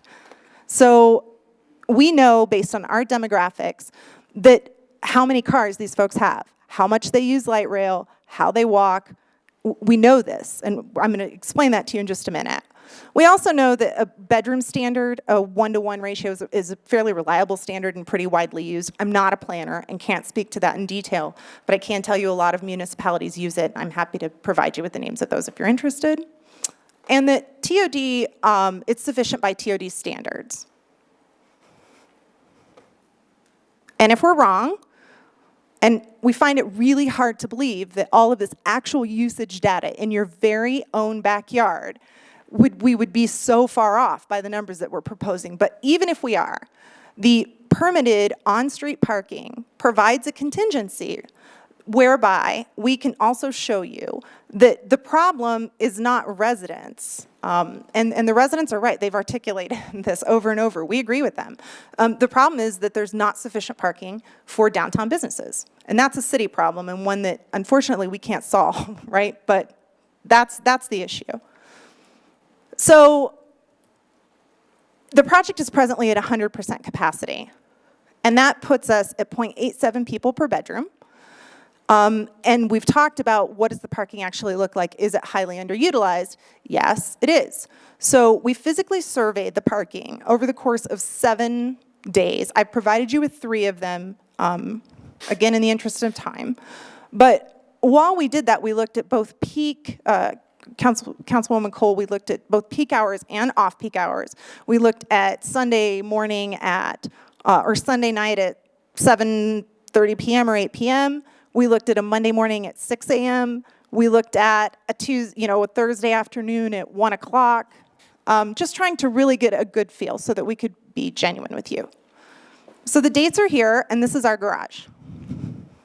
That is a peak time. That's certainly when you expect most people to be home. And that's what our parking garage looks like. There are 31 empty spaces. 49 empty spaces. 32 empty spaces. And all the photographs that we took are time and date stamped, so by a bedroom standard, we talked about how a bedroom standard is frequently used. And that 1-to-1 ratio is lowered for many municipalities that have successful TOD. I also provided you with that information. Portland, for example, when you're in a TOD area, they would lower the bedroom standard from 1 to an even lower number. And that's consistent, and that is consistent in the metro area because this actually says that the biggest problem for successful TOD is suburban parking standards for TOD. But moving on, the biggest problem, or the issue that I was explaining, I'm sorry, is that this is the city center. This is Inglewood City Center. This is a CU study that is a published and peer-reviewed study. They physically went out and counted cars. So you can see what the required, what parking was required under their PDs, 1.5 at city center, that the actual observed demand was 1.17, and I contacted them to look at their bedroom mix. And they actually have nearly just shy of a 50-50 ratio. So they have, that's including 2 bedrooms, right? So half 2 bedrooms, half 1 bedrooms. So when you look at a bedroom ratio, the actual usage at City Center is at 0.84. And the actual usage at Omley is 0.87. And that's not a collective parking garage. Those are parking garages that are their parking garages for their units. So these are the percentages. Again, residential permitting is a win-win. We are completely in accordance for all of the reasons, and especially as Glenn discussed, it's a nice switch off between peak hours and non-peak hours. They're actually, as we calculated, 890 feet of linear feet of on-street parking fronting our property, which makes for a total of 44 additional spaces. And I'll be the first to admit I'm not great at math, but I think we're pretty close. I do want to address Curtis Street, and I hope this visual can do that for you. So when you look at our building, it was shown that there's a back door on our building, and there is, but it's an emergency exit, and it is never open from the outside, and there's no key to get in from that exit. So you don't enter through the back door, nor, and it's the same with the property, with Nevada Place 1, the existing property. So there's no way to cut through that alley. These are also abutted homes. There's no walkway through Curtis. There's no way to get from Curtis to Nevada in any kind of short order. It would make no sense to park on Curtis Street. So I calculated the distance, just thinking, well, what if? I did it myself, I went over and parked, I walked, I did it at all kinds of hours, and there is a parking problem there. At noon on a Tuesday afternoon, there is no parking. And even in the evening, I have pictures that we took as well that shows that while there's not a soul on Nevada Street, that Curtis Street is full. And I agree with them. But it is 722 feet to walk from Curtis Street to our front door. And to put that in perspective for you, it would be the same as if our residents would park in Ranke's parking lot and walk from that distance, from the parking lot up to the front door. It doesn't make sense. So just so you understand, while I do agree there's a parking problem on Curtis, it doesn't make sense that our residents would park on Curtis. So I respectfully conclude our presentation. Thank you very much. Okay. Council questions for Jessica? Anyone? I have one quick question. Jerry? How many residents did you say live at the Phase 1? 39. 39, okay. Cool, thank you. Jessica, what is the rent on Phase 2? The rents on, the proposed rents would be from $1,400 to $1,600 for a one-bedroom unit. Okay. Bruce? So I see the same question I asked Glenn, the Community Development Director. If you guys have ballpark 30 open spaces on Phase 1, and the principal objection, according to the Planning Commission, Planning Board, was parking, what precludes allowing Phase 2 residents to utilize Phase 1 open spaces until such point in time as the situation changes with respect to, say, condominium ownership. And this is a great point and one that, are you okay with me answering? Oh, great. I didn't mean to leave the stand abruptly. I just wanted to get our presentation in so that we could deal with some of the questions as they came that were also first presented in the information. I'm happy to answer any questions, so please let me know it. This question on the sharing of the parking between the two buildings. You know, as long as I'm the owner of both properties, I have no problem reciprocating between the two properties. But the properties are unique. They're under different PDOs.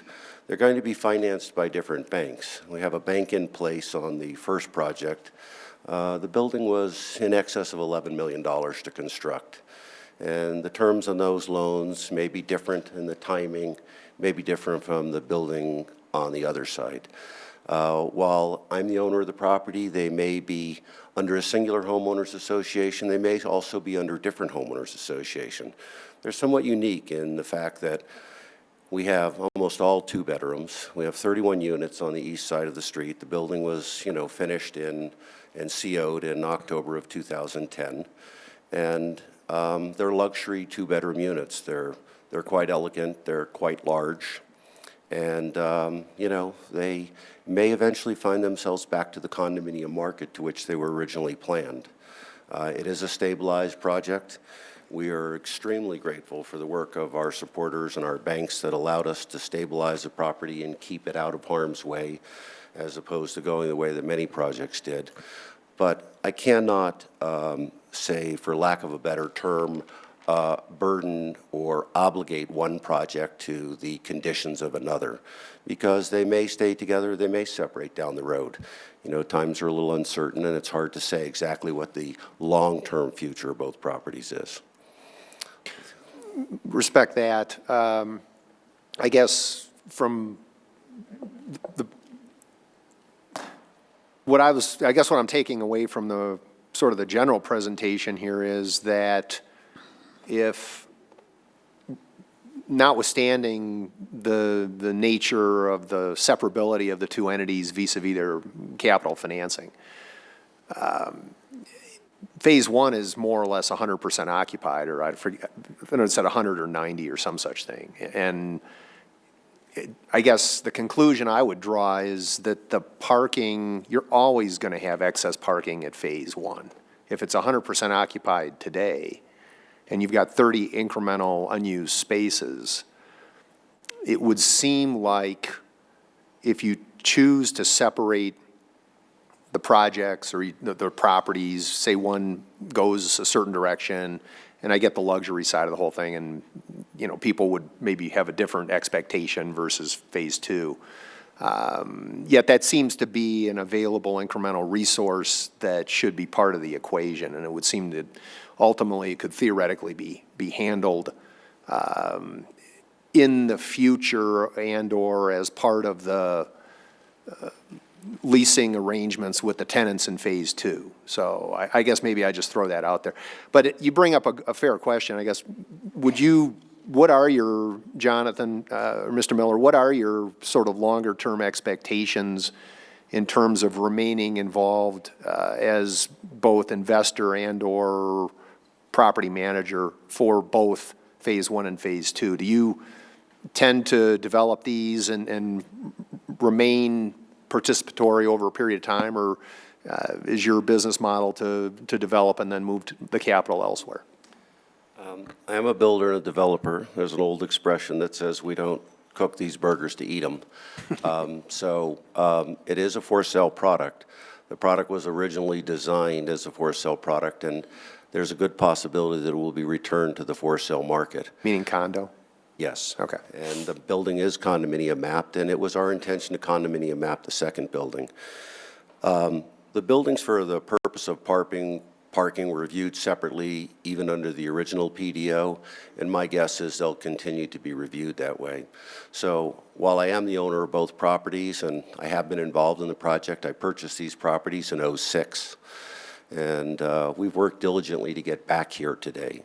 So it is my intention to see this property through economically, but at the end of the day, I build and develop properties for sale, and it's the economic factors, it's everything that we know today that's brought me back here today, seeking what I consider to be a reasonable and economic viability for the project. So we believe that we are following the comp plan, and we believe that the building is, and that our justification for the changes are there. And I want to answer those questions, and I want to, hear the thoughts of those here tonight who came to support the project and those who came to oppose it.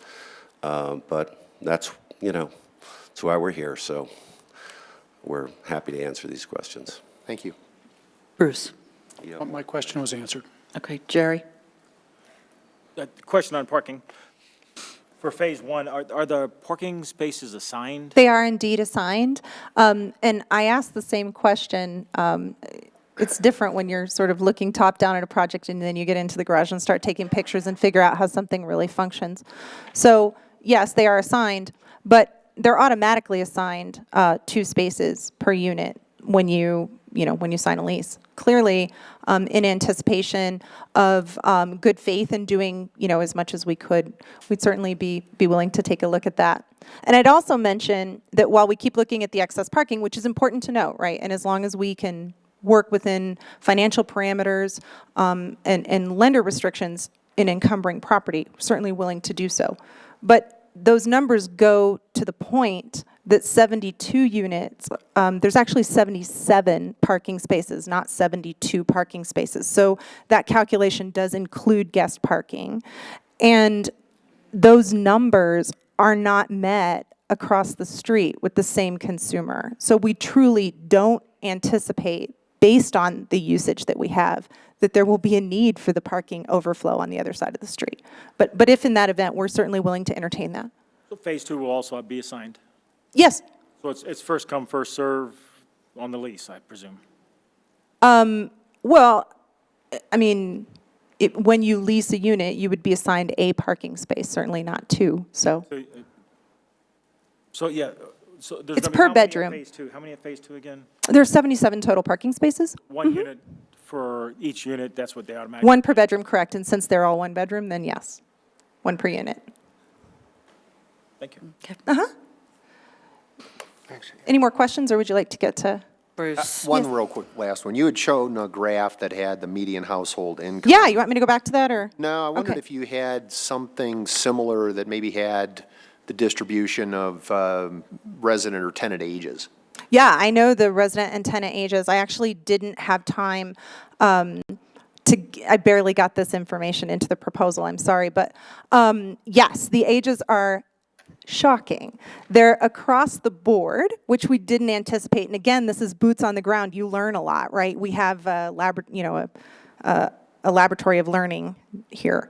But we have young, vibrant, young professional couples, young professional singles, many of them, on the lower end. And I haven't worked out the percentages, but I would say that it's somewhere in the 30%, 40% range, somewhere in there. We have a mid-range of interesting sort of young empty nesters in a 40 to 50 range.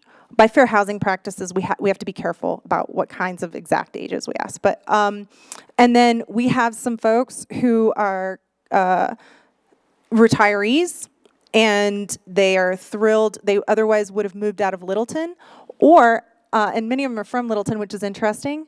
Otherwise would have moved out, have mountain homes, or this serves as a second home for them, and they're still able to contribute to the Littleton economy and live here part-time. So it's an interesting mix of people. So it's a Broad range. broad dispersion. Yeah, it is. Okay.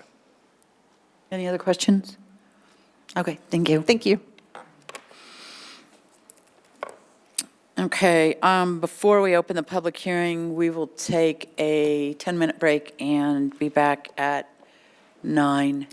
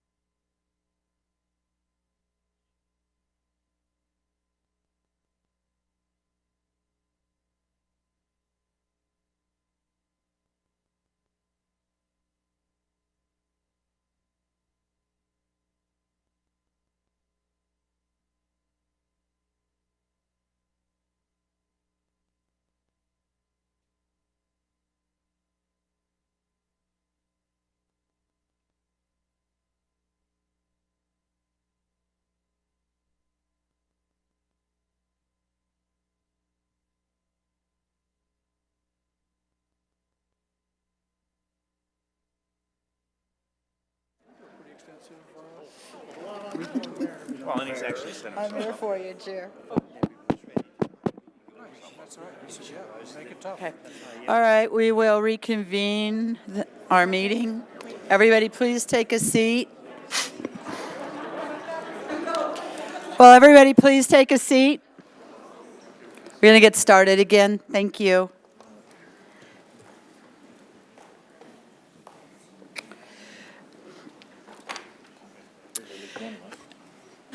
Oh, yeah, there it is. Okay.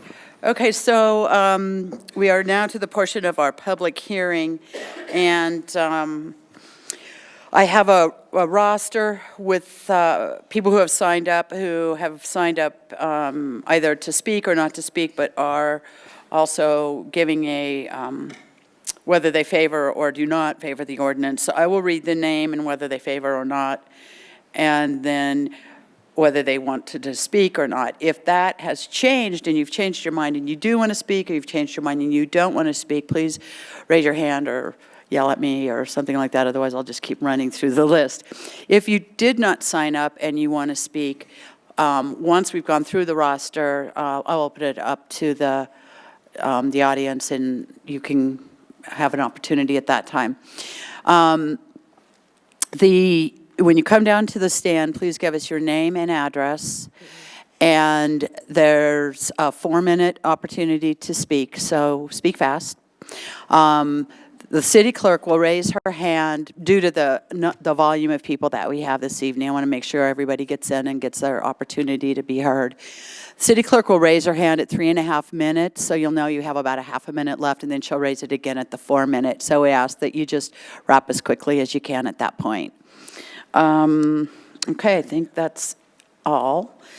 So I'm going to start. Rosalie Summers, she does not favor the ordinance or the rezone, and she does not wish to speak. Okay, Gwendolyn Moore does not favor and does not wish to speak. Paul Bingham does not favor and does wish to speak.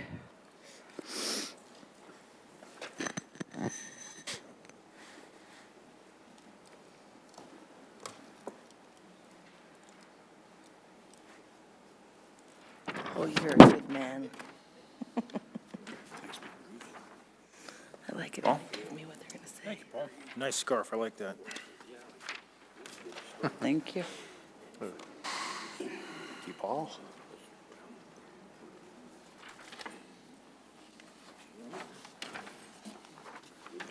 Thank you.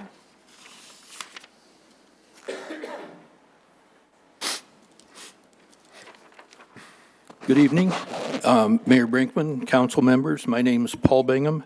I live at 236 West Delaware Circle here in Littleton. That's quite a ways away from the area in discussion tonight, but I've lived out there for 49 years and enjoyed most of it. My concern about the Nevada Place rezoning is the parking situation, like it is with most people. My concern is parking on the street, taking away from the parking downtown. The occupancy is proposed to nearly doubled from 37 to 72 units. That's real close to twice, with absolutely no increase in parking provisions. The project was initially approved with 1.95 parking spaces per unit, and I believe that requirement was imposed by the city, 1.95. That's even higher by quite a ways than the 1.5 that is normally required on a deal like this. So we got 1.95 versus 1.5. Now, the developer wants to cut this requirement nearly in half to 1.07 spaces per unit. This really doesn't sound reasonable to me. Nothing has changed as far as parking requirements are concerned. The supposed justification is transit-oriented development. Near as I can tell, that hasn't changed either. That light rail station came into being in 2000. So if that's to be considered, the transit-oriented development, This development's far enough away from the light rail station to prevent that. This development is a 0.36 mile walk from the station. I know that because I've measured it. This is no justification. There's some other considerations here other than TOD. Most of us who live here will continue to come to downtown Littleton in our cars. I'm not taking the bus downtown. I'm not taking the light rail downtown from my house, obviously. So we're going downtown in our cars. If there is a continuing worsening parking problem, we may no longer do that. And how would I get away with that? Well, there are at least 4 other shopping areas in which we can find the goods and services that we need and want. And some of them are even closer to where I live than downtown Littleton. These places have no parking problem and provide more and better sources of goods and services that we need and want. So there's a competition here for business. There's a competition where we citizens go to shop. Please don't put downtown Littleton out of the competition by making the parking problem downtown even worse than it is now. The planning board was correct to recommend not approving this. Please do not approve this rezoning, and thank you kindly. Thank you, Paul. Terry Schmidt is not in favor and wishes to speak.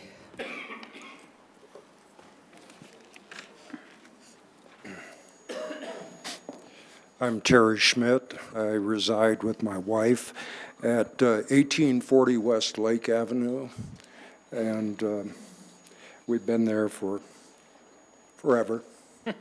I'm going to be very brief and try to just address some common sense things. First, I'd like to address the assumptions that have been made on which you're being asked to base an approval. There is an assumption of a quantifiable use of the light rail, even though this is out there some 5-6 blocks away.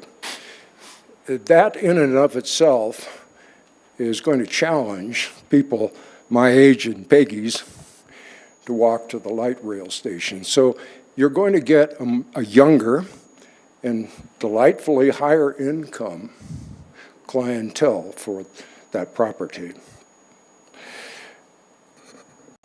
A second assumption is the occupancy. The occupancy of one-bedroom apartments, I think the assumption is one person, one bedroom. And we all know that couples, particularly young couples, tend to have 2 cars. So that 77 parking places will be sufficient for 74 units is a questionable assumption. And I hope you really take that seriously. There's another factor here, too. There is an economic interest, and that's how this got here. Presumably, the approved plan that was passed in 2009 or so, I guess, isn't successful today, or won't be economically feasible as it was constructed. So now we change to a one-bedroom, same facade and profile and footprint, but we double the number of units, give or take, and we don't change the parking. And rely on another assumption, which is the TOD statistics. I invite your scrutiny of that and the testimony you've received here today and the submissions that you've received before you pass judgment on this proposal. Passing this proposal also runs the risk of setting a precedent. You have some more proposals that are coming down the pike at you. One for a 325-unit apartment at Bemis and Littleton Boulevard. And how you deal with this is going to be brought into the picture. That's a lot of units and that's a lot of cars. Parking is the issue here. There is no city comprehensive plan on the books today. There is no provision, budgetary or otherwise, to alleviate the acute shortage of parking for the downtown. That's a reality for all of us who have been long-term taxpayers in the community.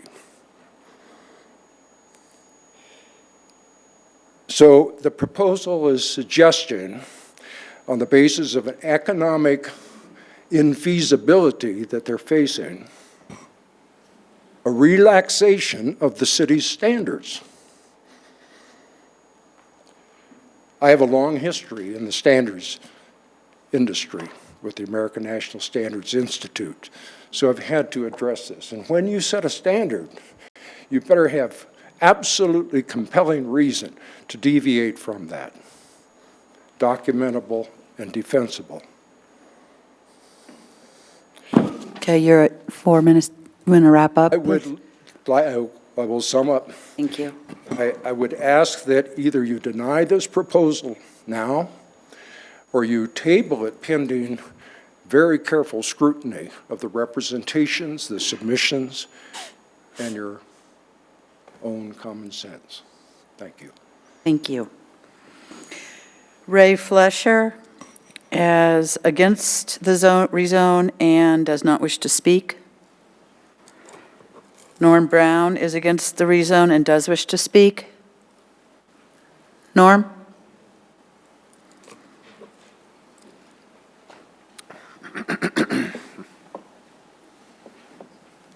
Thank you, Mayor. Norm Brown.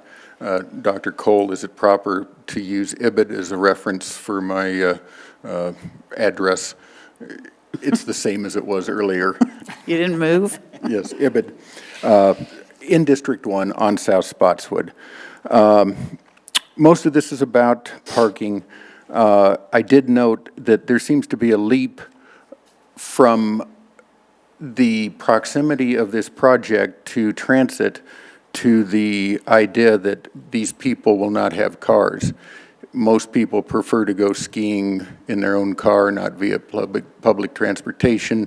Colorado's a wonderful place to visit. The state has a lot of scenic things, and people will take their cars. I don't think we've quite given up on cars yet. Regarding parking, one of the biggest incentives for the historic district is a reduction in the required parking. If you start agreeing to every request in the downtown area to simply reduce the parking, you've you've ruined that incentive.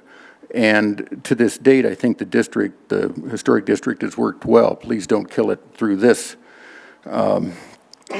The analysis and solution after the fact, if there is a parking problem, is that the residents apply for permits and the city will then spend time on parking enforcement.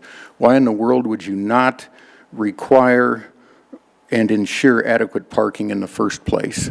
I don't think the neighbors and the city should bear the burden when a problem shows up. The many businesses who offered letters of support are interested in more customers in close proximity. I certainly can't blame them for that.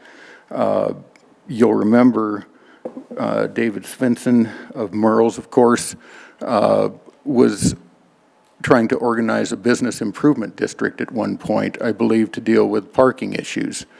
And the downtown business community seemed to be pretty apathetic. It faded away. In the same context, downtown dinners is no longer downtown. And my understanding was because of parking difficulties for their customers. They're over in Broadridge. It works much better for them, but they aren't in downtown. And I doubt if they offered a letter of support. You had two recent surveys, and I'm going to move this diagram. One, you had a survey of the residents.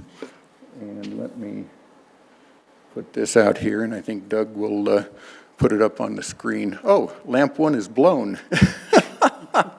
You guys might have picked that up. I'm not sure we're in focus, but this red box is, well, let me read it to you. Parking downtown, it's red because this is below the benchmark from your resident survey. The other one there that's red is snow plowing. Either my eyes are out of focus or that's out of focus. But that's the residents of the city, scientifically chosen. You guys had presentations about this survey that said downtown parking is a difficulty. The other recent survey was of businesses.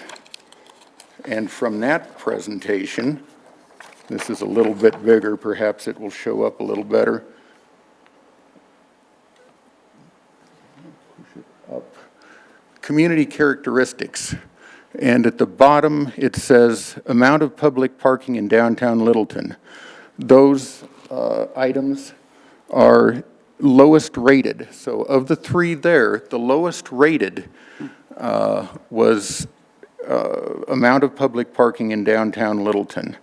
Yet, we want to take some of those street parking places and use those. If you ignore these surveys, then you've wasted the money on them, and you've wasted the time that you spent listening to them and everybody's time that filled out a survey. One last point. Zach Davidson, developer of Landmark in Greenwood Village. If you followed that, it came to a tragic conclusion recently. And we want to be open for business, but we don't want to be open for bad business. And it's incumbent on you guys to be careful when you look at these things, check the facts, and see if this is good business or if this is problematic for the city. Thank you. Thank you, Norm. Donovan Odell does not favor the rezone and does not wish to speak. Susan Bergsteiner does not favor the rezone but does wish to speak. Susan?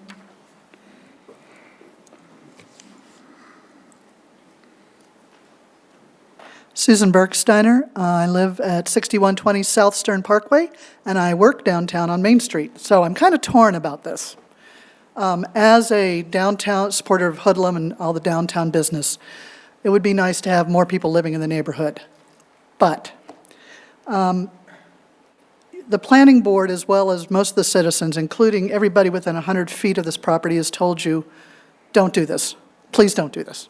And first of all, I would hope that you would support your own planning board and listen to their recommendation. And if you don't, why the hell even have them?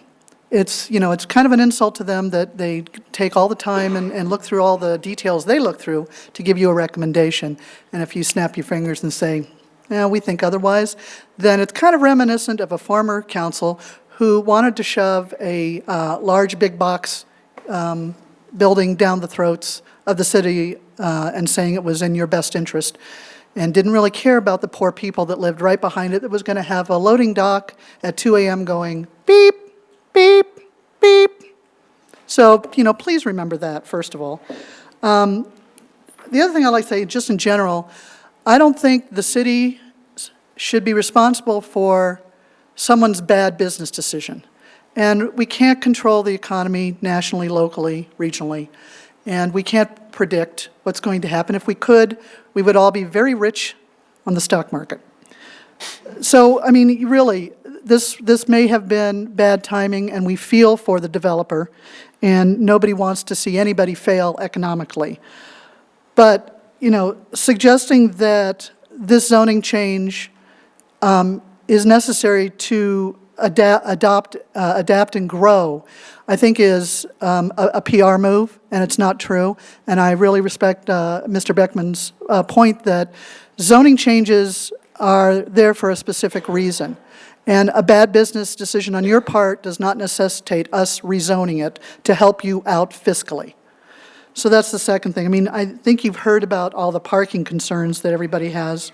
And I think that's a bigger picture. You know, basically, our current parking situation is that we're pretending like nobody that lives in these places have a social life, that they'll never have visitors, that they'll never have neighbors or guests stop by, which, you know, is crazy. Other metro areas not only require X point X parking spaces per living unit, but they also require X point X for guests. And I think that's a bigger picture that we can't solve here on this particular situation, but we truly need to look at it because that's what's going to happen. The other thing that went on about the parking that concerned me is there was a lot of pictures of an empty parking structure in the building, but there were no pictures of the streets around that building. And I take Powers and Nevada and Curtis all the time. I'm up and down that street at all times of the day and night. I'm not cruising, don't get me wrong. But what I see is wall-to-wall cars on Nevada and for a block on each side of Powers. And when I've asked people who live around there, who are all these cars? Well, those are the people that live in Nevada Place because they don't have time to go and park in the structure, or they've got guests, or they say something like, they said, I mean, this, of course, this is third party, so you can't totally go with it, but neighbors of the people that live there have talked to the people that live there, and they say there's not always parking spaces. So somewhere there's a disconnect here between those lovely pictures and the numbers and the reality of all the cars that are out on the street. I can't imagine it's going to get any better by adding double the density of another building. So sadly, we don't have all the time in the world like the folks that are involved in this directly, the developers. But there's a lot more to say about this, and I'm just hoping other people will have the time to say it. Thank you. Thank you, Susan. Marie Stucker, and she does favor the rezone, and she would like to speak. And Marie Stucker, did I say her? Okay, I think she maybe has left. Ben Burkett does not favor the rezone and does not wish to speak. Francesca, I can't read the last name. Clark does favor the rezone and does wish to speak. Good evening, Council. My name is Francesca Clark, and I'm here speaking on behalf of the Littleton Business Coalition, which hubs out of PADT 5439 South Prince Street. I also work for the Chamber of Commerce, which is in the streets at South Glen, as most of you know. The Littleton Business Coalition identifies Nevada Place as an opportunity for two things: increased sales tax for not only downtown, but Littleton at large, and also as a potential place for workforce housing.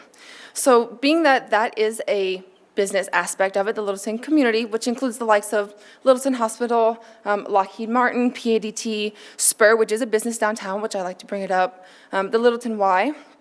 We have decided to support this as a business coalition, and we do want to encourage you to do the same.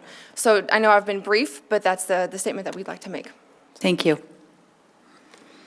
Greg Renke does support the rezone, and do you want to speak, Greg? What a silly question. 4 minutes, Greg. Greg Renke, yep. Everybody else had 5. I know how this works. Greg Renke, 5663 South Prince Street. And I want to make this clear. I'm a member of ARP, okay? I'm 53 years old, so I get it, not having parking for your car. What I find interesting, and I also want to tell you that Ranky Brothers does support this. Also, I'm also here on behalf of the Historic Downtown Littleton Merchants Board, and they voted to unanimously support this. But I want to talk about the parking issue because I kind of have some parking things. What I find interesting is people over 50, and that includes me, complain about the parking because they can't park next to the restaurant they're going to or something. Every day, my parking lot has approximately 75 parking spaces that are always open. What our problem is here, and it's one of the things, and I think it's citywide, we've never paid for parking in Littleton, and by God, we're not going to start now. But what we have is the supply and demand is what it is. And parking in Littleton, if you want to find a parking and not drive 4 blocks away, is $3 if you're in before 6, $5 after 6. If you go downtown Denver or any place else, and I scoped it out, the cheapest is $10. The most expensive is $240. What the problem is the young people have no problem paying for it. And if you've been down here after 9 o'clock at night to Old Town Tavern, Ned Kelly's, the Tavern, any of those places, they're packed. Just ask the police because they've been giving lots of tickets. In fact, the Liquor Authority had all 8 bars in here last week, I think, is what happened. I think we need to make it a positive. I'm not the only one charging for parking downtown, by the way. Colorado Business Bank charges after 5:30, and where Littleton Electric used to be now charges, and that's across from the Melting Pot.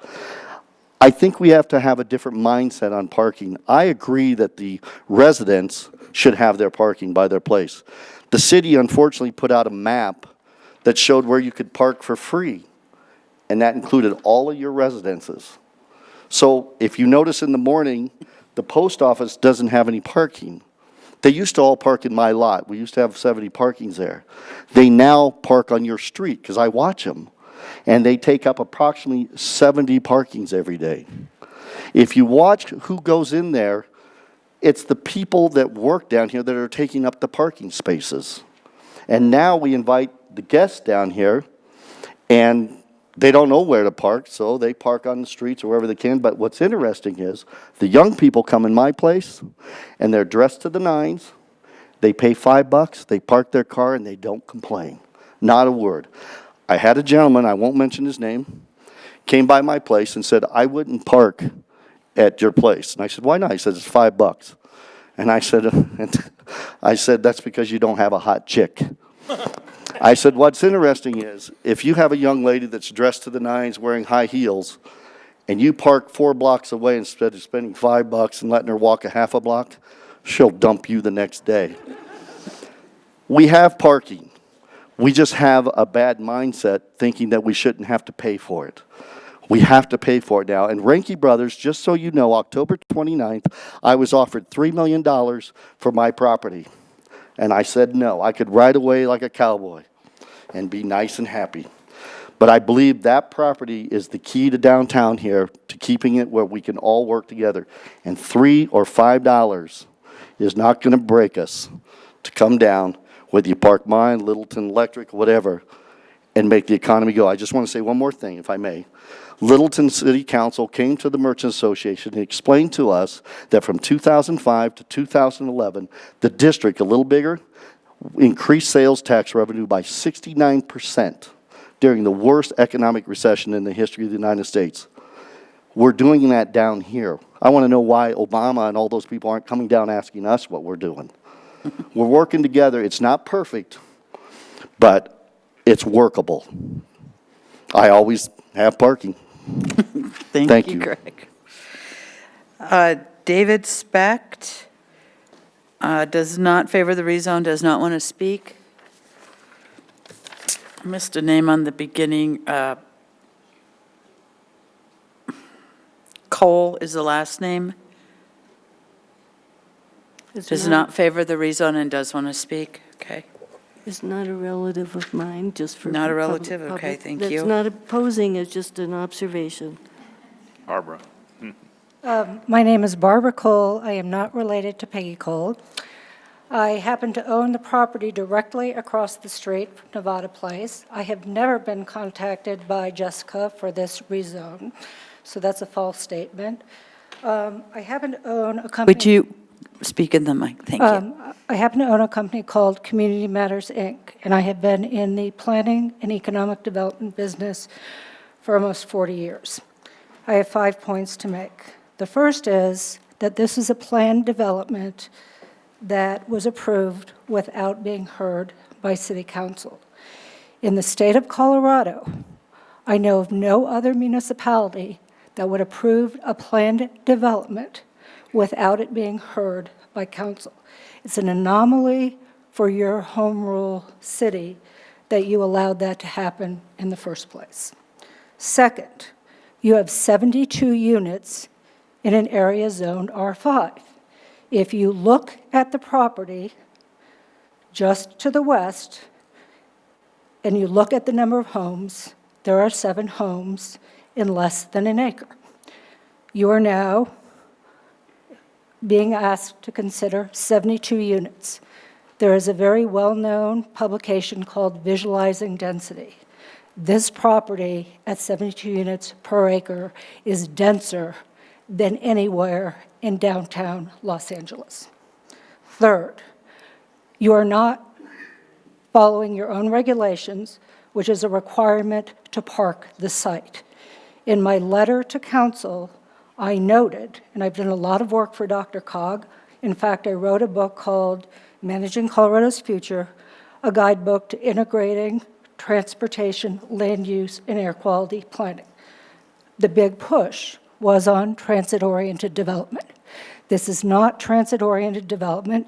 It does not meet Dr.Cog's definition of a quarter mile away. I will tell you that the property that I own across the street is 750 square feet of rentable residential. It used to be my office. I had to move my office out because of the parking issue. You lost a viable business. I have 3 25-year-olds living in 750 square feet. They each have a car. My neighbor to the south, Mr. Disco, has a property that's for rent. He has had trouble renting it, and he has now approached me about moving my fence so that he can take the rear portion of his property and provide an additional 3 spaces so that he can rent his place. The market that you're going to see in downtown Littleton at $1,400 to $1,800 a month, I will guarantee you, is going to be more than one person. I rent my place for $1,200 a month, and I have 3 people. They do not support downtown Littleton, with the exception of the bars.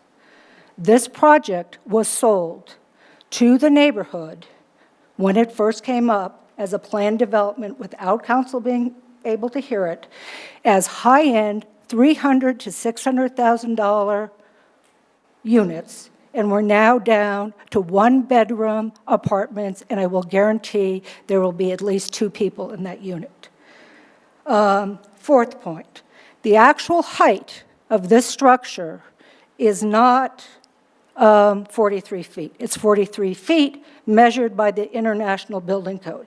If you measure it from sidewalk to top of the structure, it's more like 53 feet, because I had a project that I was going to develop, and it was solar with a rooftop garden, and I had to squish it because my architect said that's over 53 feet.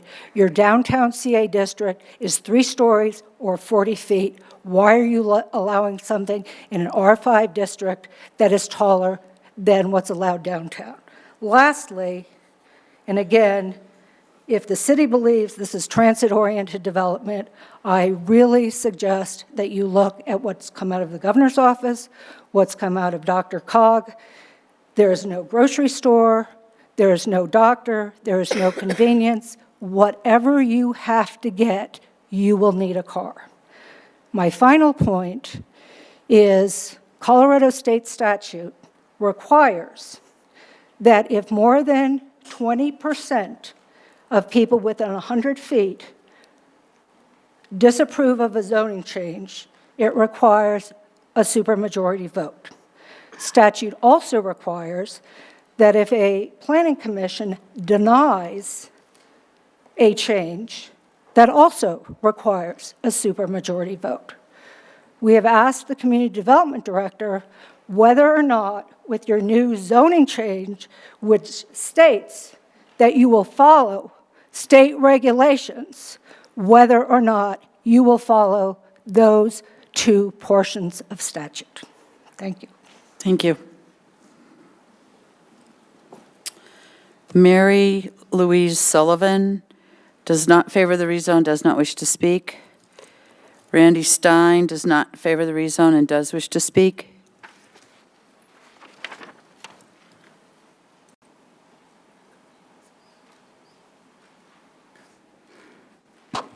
Good evening, members of the council. My name is Randy Stein. I live at 5590 South Curtis Street. The property is immediately contiguous and to the west of the southwest corner of this development and the parking garage of the development.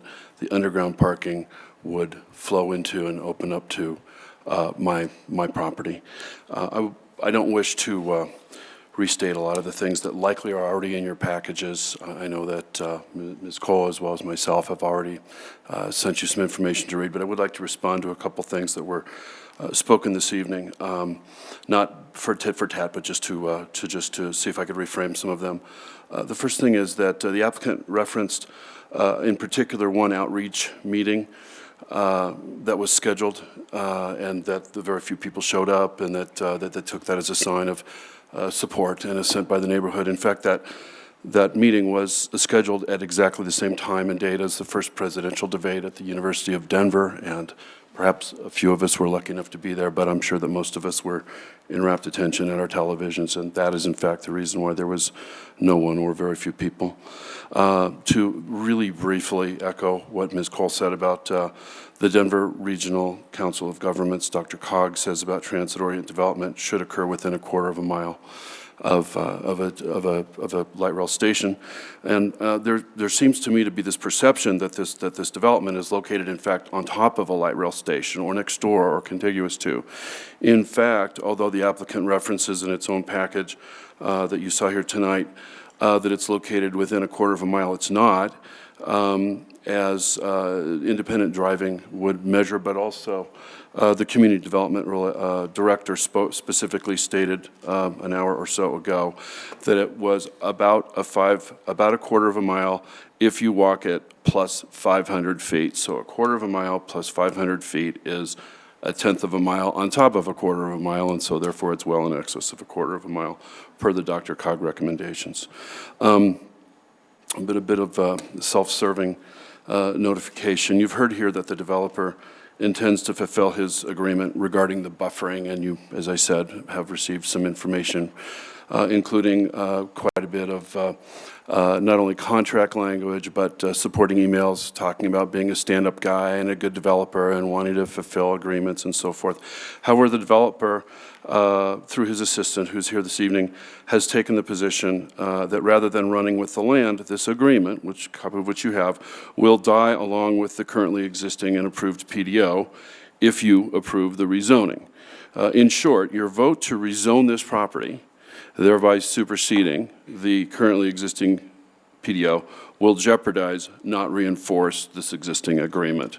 And so the Planning Commission specifically recommended in a motion in session last November that staff take steps to enforce this document, and in fact, much the reverse would occur were you to approve this rezoning.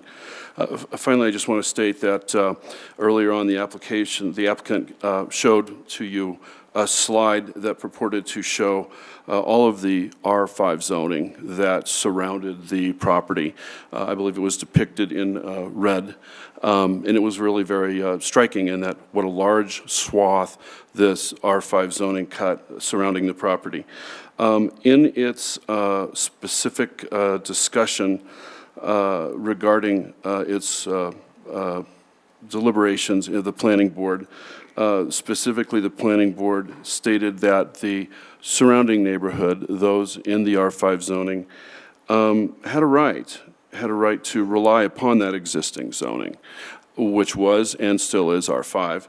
And immediately after making that comment, they voted 5-2 not to make a positive recommendation to City Council. I would ask, please, that respectfully that you follow that recommendation. Thank you very much. Thank you. Charles Jordy does support the rezone and would like to speak.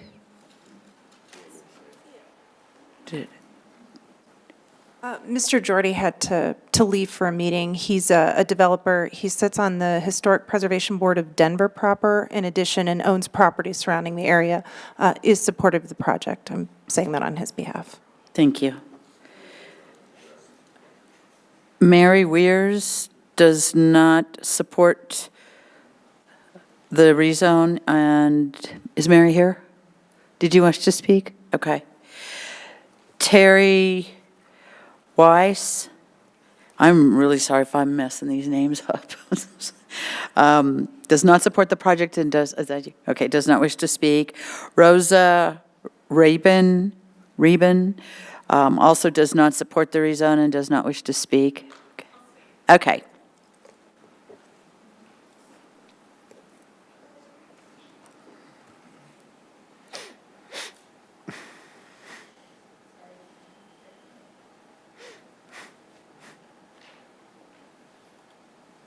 Hi. Can you spell your last name for me, please? Yep, it's Reben. It's Rieben. Thanks. So I wasn't intending to speak. I'm Rosa Reben. I live on 5617 South Louthan, the historic street. And I wasn't intending to speak, but I felt like I'm probably the demographic, maybe one of the only ones in here right now. So sorry if I'm a little nervous. I wasn't intending to do this, but I feel like I need to kind of step up and say something only because I truly am the demographic. So I wanted to say this. My husband and I moved into our house 8 years ago, and we moved into our house because we loved the house. We had been searching for probably 7 months to find something, and we'd looked at over 80 houses, which was very tedious and I don't recommend. But we fell in love with the Louthan Street house, and we knew we had to have it. And part of it was because of the historic nature of the home and how much we love, the fact that it was a 1923 house. What I wanted to say to you guys today is that even though I moved into the house, it wasn't because I worked downtown at Quest at the time, and that I could take the light rail. I didn't even know that that was an option for me when we found the house. I then decided that, wow, this is great. I live in this great house, and I can walk to the light rail. Well, little did I know that I wouldn't walk to the light rail. I would drive to the light rail, and I would drive and take up a space at the light rail if I made it there before 7. If I didn't make it there before 7, and I'd planned with my husband the night before, we'd park a car down there at the light rail, and then he would drive me in. So I'm sorry you're probably all gasping that I wouldn't be driving, or I'd be driving to the light rail and not walking. But I know it happens, and I know I'm not the only one who does it. We then made the decision, if I was going to be working later, that I would drive, actually, instead of going to Littleton, I would drive to Inglewood. And I would go to the Inglewood station because they had more parking, and it was easier for me to get there. I will tell you right now that I live the same distance as the Nevada place, but the opposite direction. So I know that those people are going to either be in their cars driving, creating more traffic, and it will happen in the early and late hours during high peak season or high peak times of the day, or they are going to be parking like I did, down at the light rail station, and pushing all of those light rail parkers back out into the neighborhoods. I know that we also have talked a lot about the parking situation, but I do want to say that I also think that the traffic situation is still going to be an issue. I think that 77 additional cars, plus maybe an additional 77 for the people that live with those people or visiting those people, is going to increase the traffic downtown. From my house the other day, which is 1 block west of Windermere, it took me 25 minutes to get from my house to Santa Fe, which was ridiculous, and that was at 5:30. So I know that we are going to increase the traffic, and I just want you guys to think about that as well. Thank you. Thank you. Mackenzie Gillum is for the project and does not wish to speak. Jane Barth is for the project. Jane, are you still here? Okay, she was in favor of the project. Frances Pearson is not in favor of the project and does wish to speak.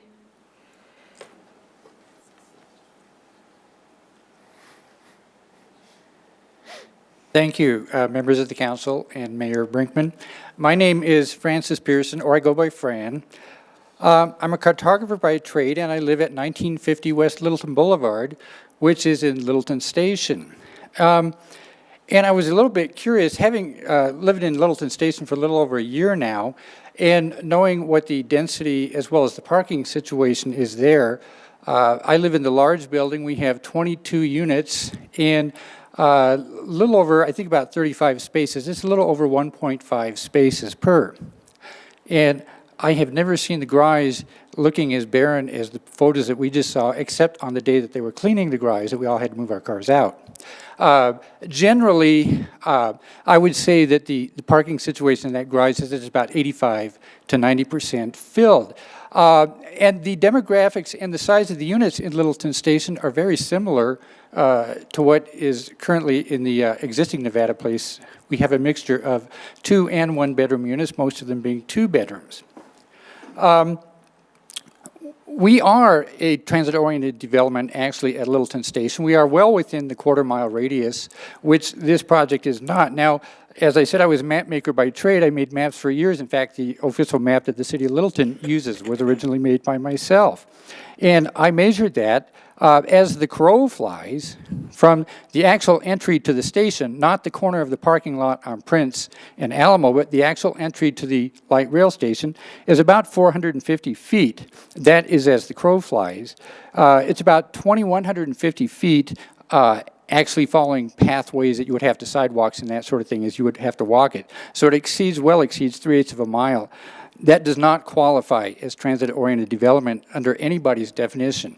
I think I heard Councilman Taylor earlier this evening mention that he thought that perhaps the council ought to look at extending the definition of TOD to half a mile. Well, that's absurd because even at a quarter of a mile, and we're a little under a quarter of a mile from the light rail station, that's about the limit of what people will walk.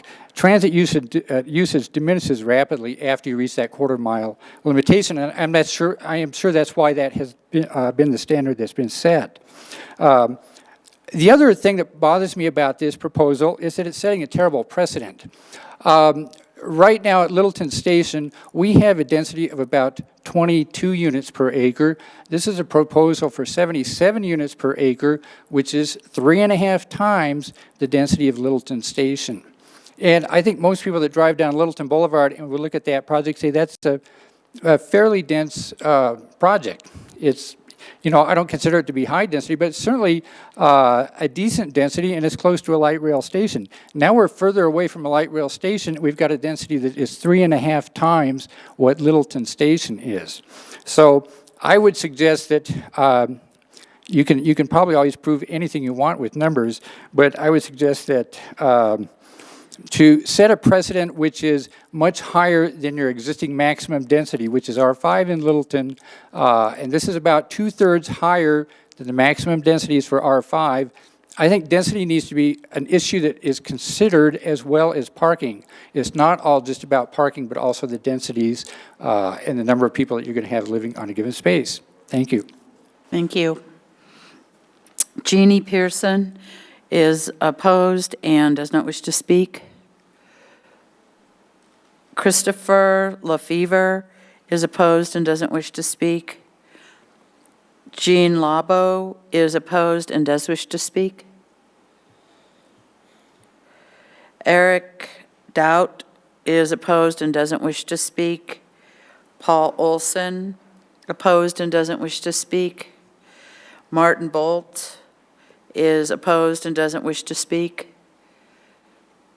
Laura Thor is opposed and doesn't wish to speak.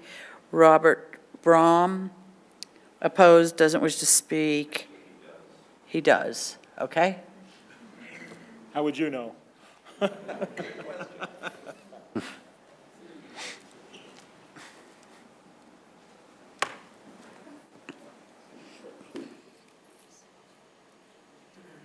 Robert Bram, 5626 South Crocker Street. Good evening, Madam Mayor, ladies and gentlemen of the council. Thank you for the opportunity to speak. We're hearing a lot of emotionally charged words tonight. We're hearing also a lot of policy words. We're hearing zoning, traffic, density. We're hearing about migratory populations. We're hearing about rent. We're hearing about, earlier before this came up, we were listening to the gentleman about affordable housing. These are all things that affect health, safety, and welfare of both individuals and a community. I want to address a couple of things that were brought up earlier by the developer. And let me first say, I am not against development. I am not against this development as it was originally presented to us. We are all acutely aware that as time progresses, urban areas tend to fill in density. This is a fact whether we like it or not. I understand that.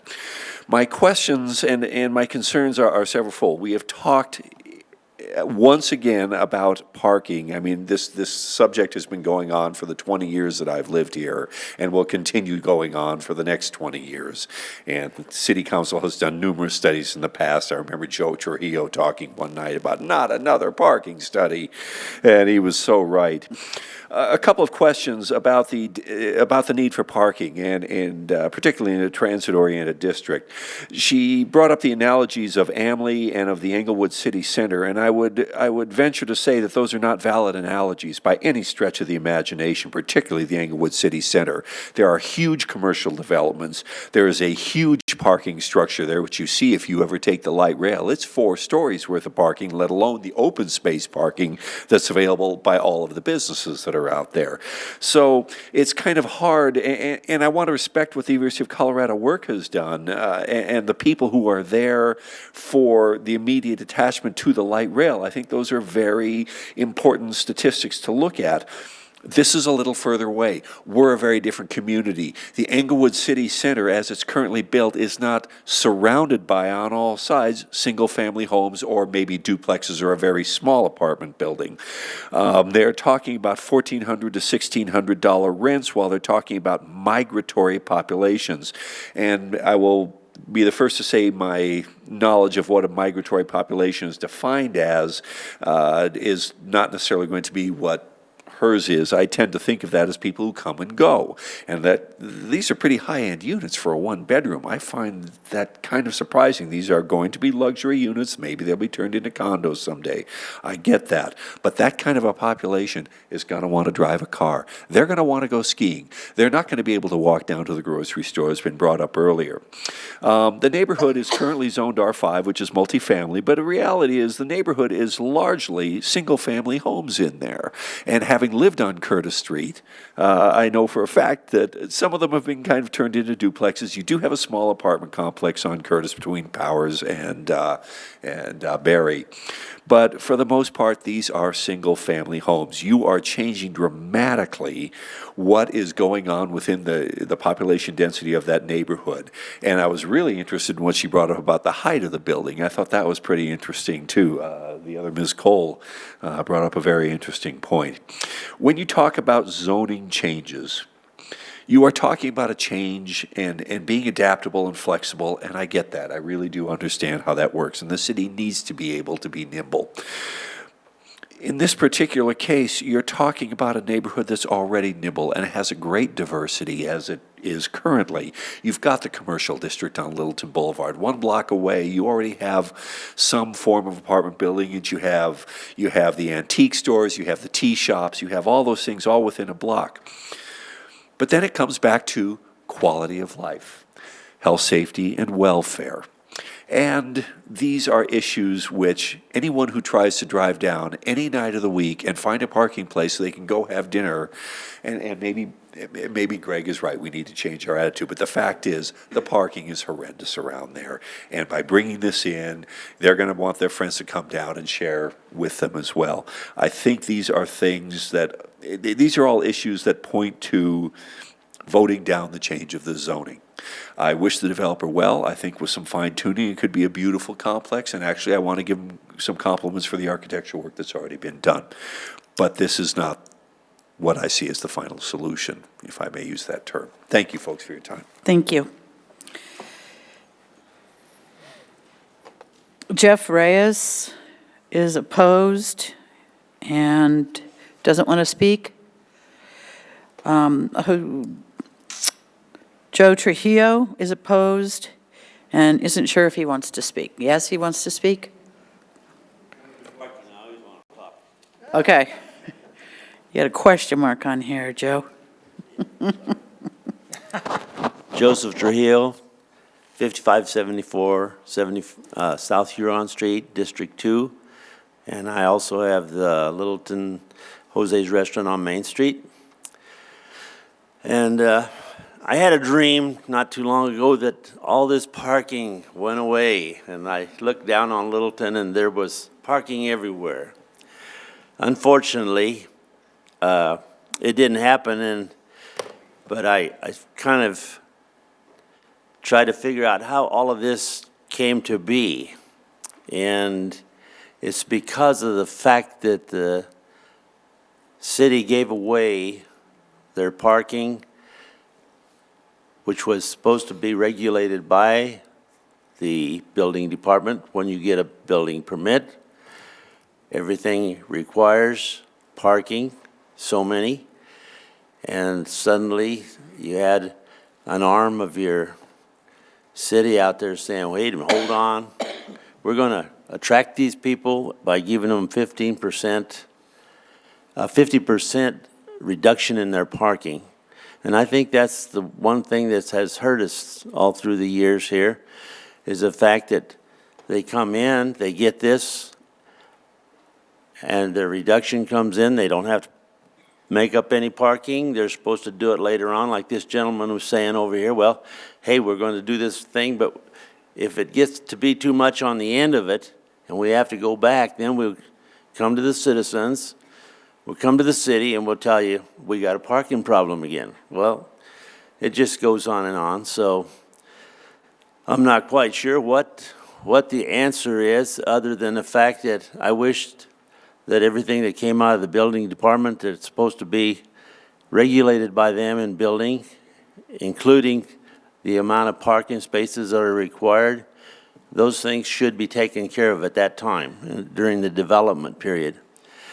I was reading a 1917 Littleton Independent a few weeks ago, and right there, looking down Main Street, two-way traffic, it says, Littleton has a parking problem.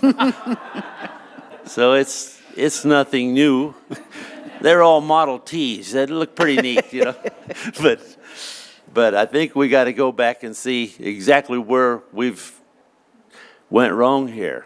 And if we're going to have buildings and things put up, you wouldn't dare tell somebody out in one of the big shopping centers, hey, you can come on in here, we'll take off your parking. You know, you'd be crazy to do that. It's something that they need. So anyway, I'm just yakking off again, so thank you for Thanks. listening. Thanks, Jose. I am opposed. Okay. Cora Devlin is opposed and doesn't wish to speak. Joseph Devlin, opposed, doesn't wish to speak. Van Neeker is opposed, or is in favor? You're opposed? You're in favor? Do you wish to speak? Yeah. Okay, come on down. You are a van, right? Okay, good.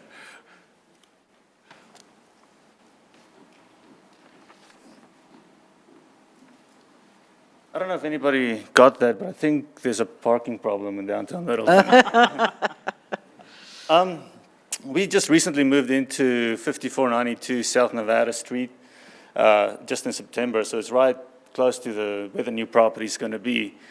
And we moved there because we love the downtown area. The proximity to the light rail was very important, and also being close to all that downtown Littleton had to offer.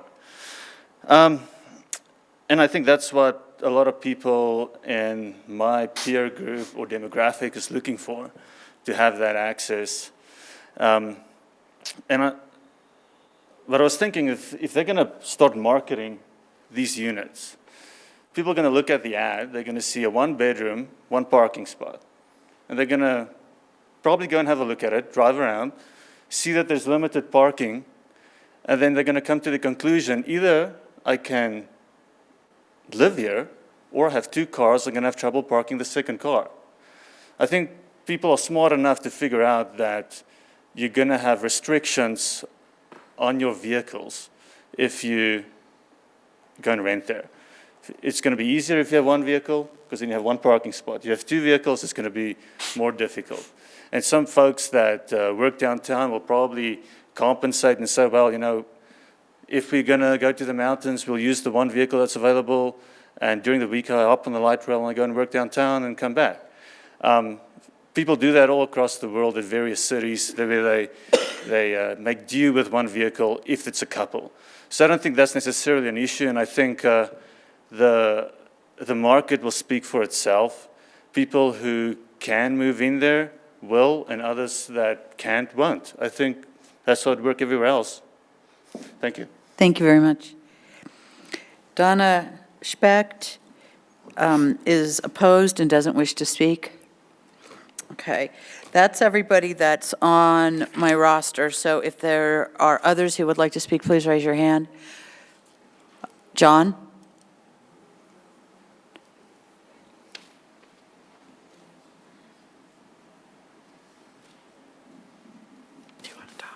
Mayor, honorable members of the council, John Brackney, CEO of the South Metro Denver Chamber, 2154 East Commons Avenue. It's been 30 years since I marched down Littleton Main Street as a sophomore at Littleton High School, where my daughter goes today. I love Littleton and I want to support it. On behalf of our organization, we strongly urge you to support this application from Nevada Place for a variety of reasons, including it's the existing footprint. It's a changing economy, and anything that you can do to help build development in this changing economic development situation, including demographics. And if you chat with young people, boy, are they different than us. And there are a variety of folks that truly do not want a car. I talked to them professionally. I did so this week. I talked to 3 young professionals that don't want a car. Frankly, that's a different issue that we need to worry about in economic development. But it is true, it's happening. This area and access to light rail. A quarter mile is starting to become a little bit more for me, although I'm not in my AARP like Greg Reinke, but it's still the proximity to light rail is a tremendous asset, and the density allowed in this area is totally appropriate for a variety of people, both young and old. Would like to mention that for young professionals, we strongly believe that Littleton should reinvent itself. Remember its history, but also look forward to the future. And this kind of development with all the amenities that Main Street provides, that Greg and his colleagues down there, this is a great place to live. At some point, I may do it as an empty nester. When you approve this, as we hope you do, it will send a powerful message to the development community that you are open for business, for job creation, for economic development, for redevelopment. You should consider doing this for your residential houses. The home I moved into with my wife in Centennial is built in 1959, very similar to the housing stock of Littleton. We blew out the back of our house, and now it's open to all sorts of a variety of folks, and wealthier people actually tear down the whole thing and build $1 million house on a property that used to be $250,000. In this part of Littleton, we think it's appropriate. The merchants, forgive me for being a little late tonight, but I was enjoying a beverage and dinner over at Kevin and McKinner's. When you increase residential development, that provides wealth creation to Main Street and all the other merchants. Kevin asked me to speak on his behalf in favor. Again, thank you for your consideration. Noble things you're considering, both in support and opposition, but we urge you to support this application. Thank you. Thank you, John.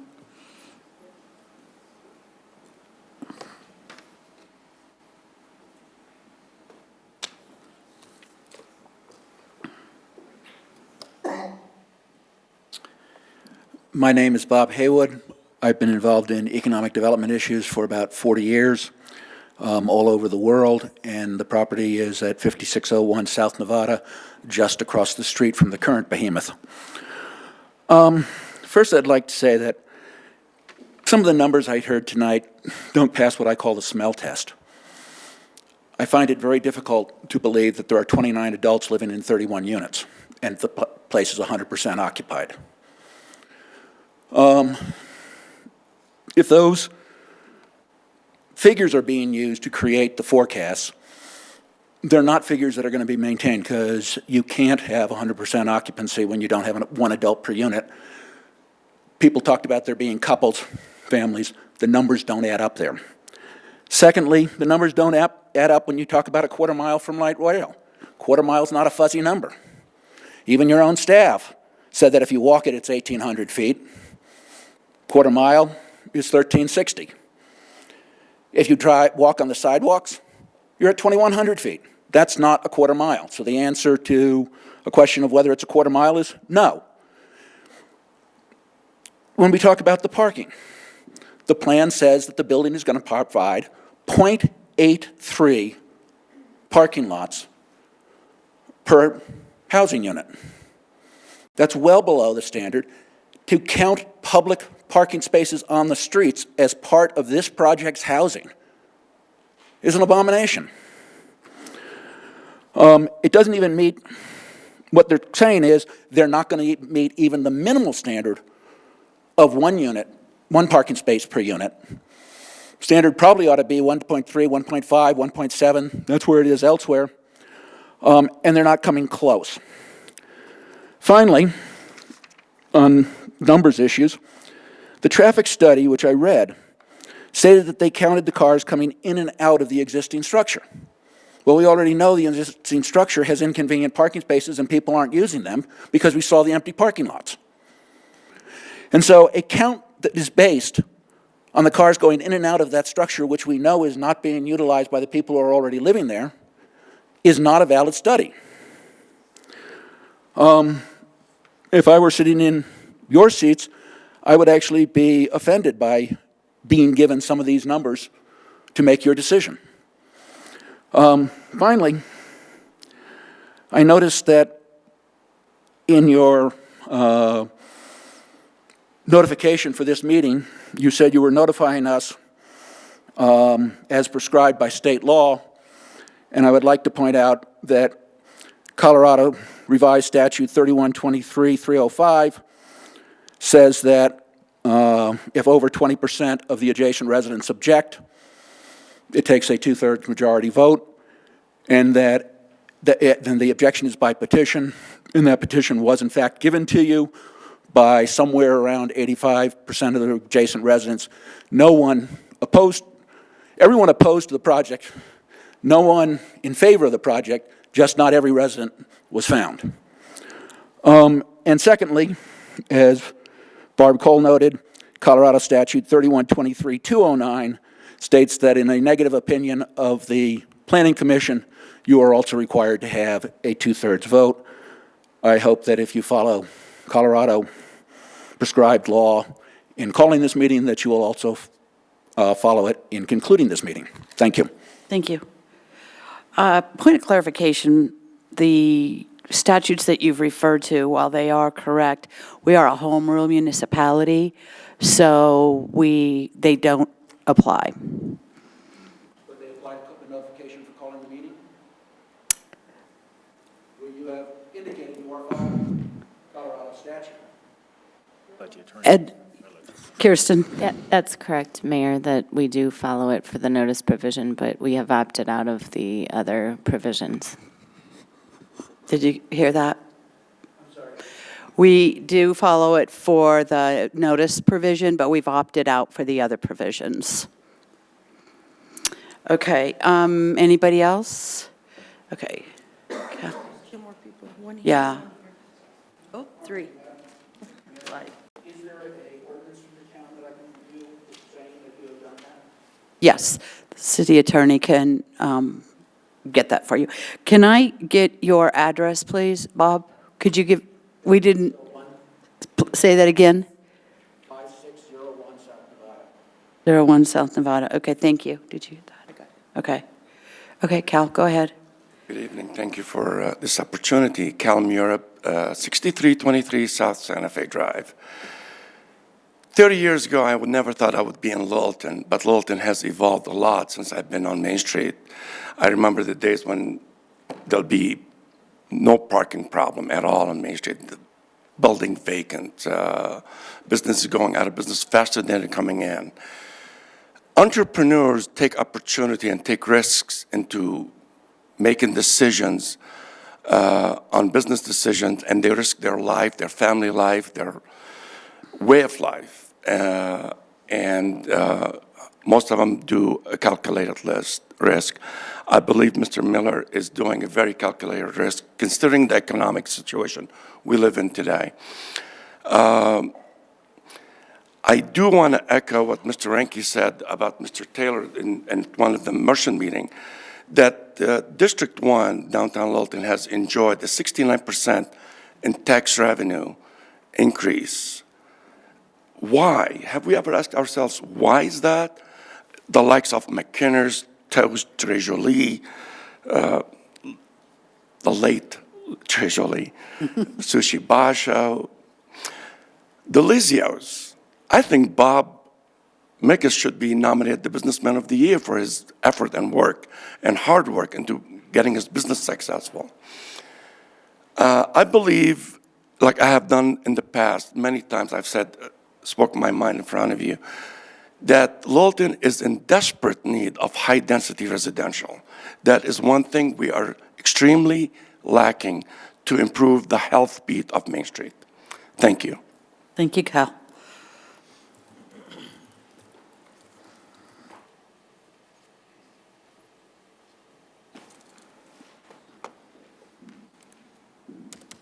Norman Stucker, 5439 South Prince Street is my business address.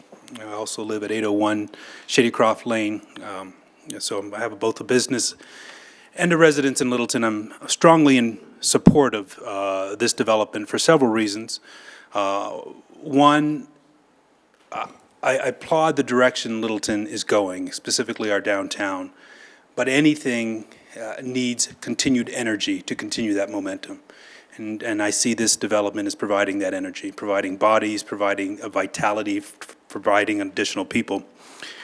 But as well, I'll just give another anecdotal story that I just experienced in the last 30 minutes.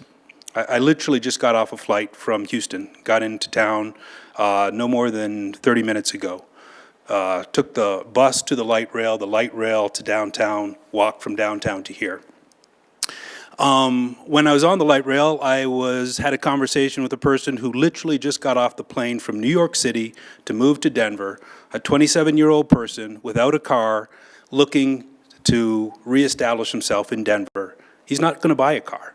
And he's asking me, where should he live? And we discussed Littleton. This is Littleton's future. This is this country's future. And this development is a responsible development. It's in keeping within the aesthetic environment of the community. And the fact that it does create additional parking challenges means that we are getting a vital, dynamic downtown. Yes, we're going to need to address that, but that's a lot better problem than empty storefronts, single-digit rents, and nothing happening. So I applaud this development. My business is in favor of this development. And just one final story is my business is headquartered in Arizona. We have a small operation here. Our company has been looking for a corporate hotel where we could rent a one-bedroom apartment and have executives and engineers fly back and forth and stay in Littleton. This fits that requirement to a T. Thank you. Thank you.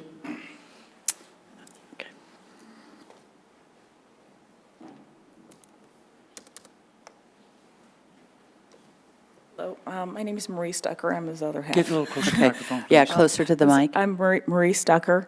I live at 801 Shittycroft Lane. Oh, you live with Norman. Yeah, I'm the other half. I just wanted to let you know, his business is kind of turned around. I think it's right over there. He's very close, but my husband loves showing off to his clients this town. This town he's had people come from all kinds of places, and not just that, but family and friends. They are so impressed with downtown. I can't get my nephew out of Lola's, the candy shop.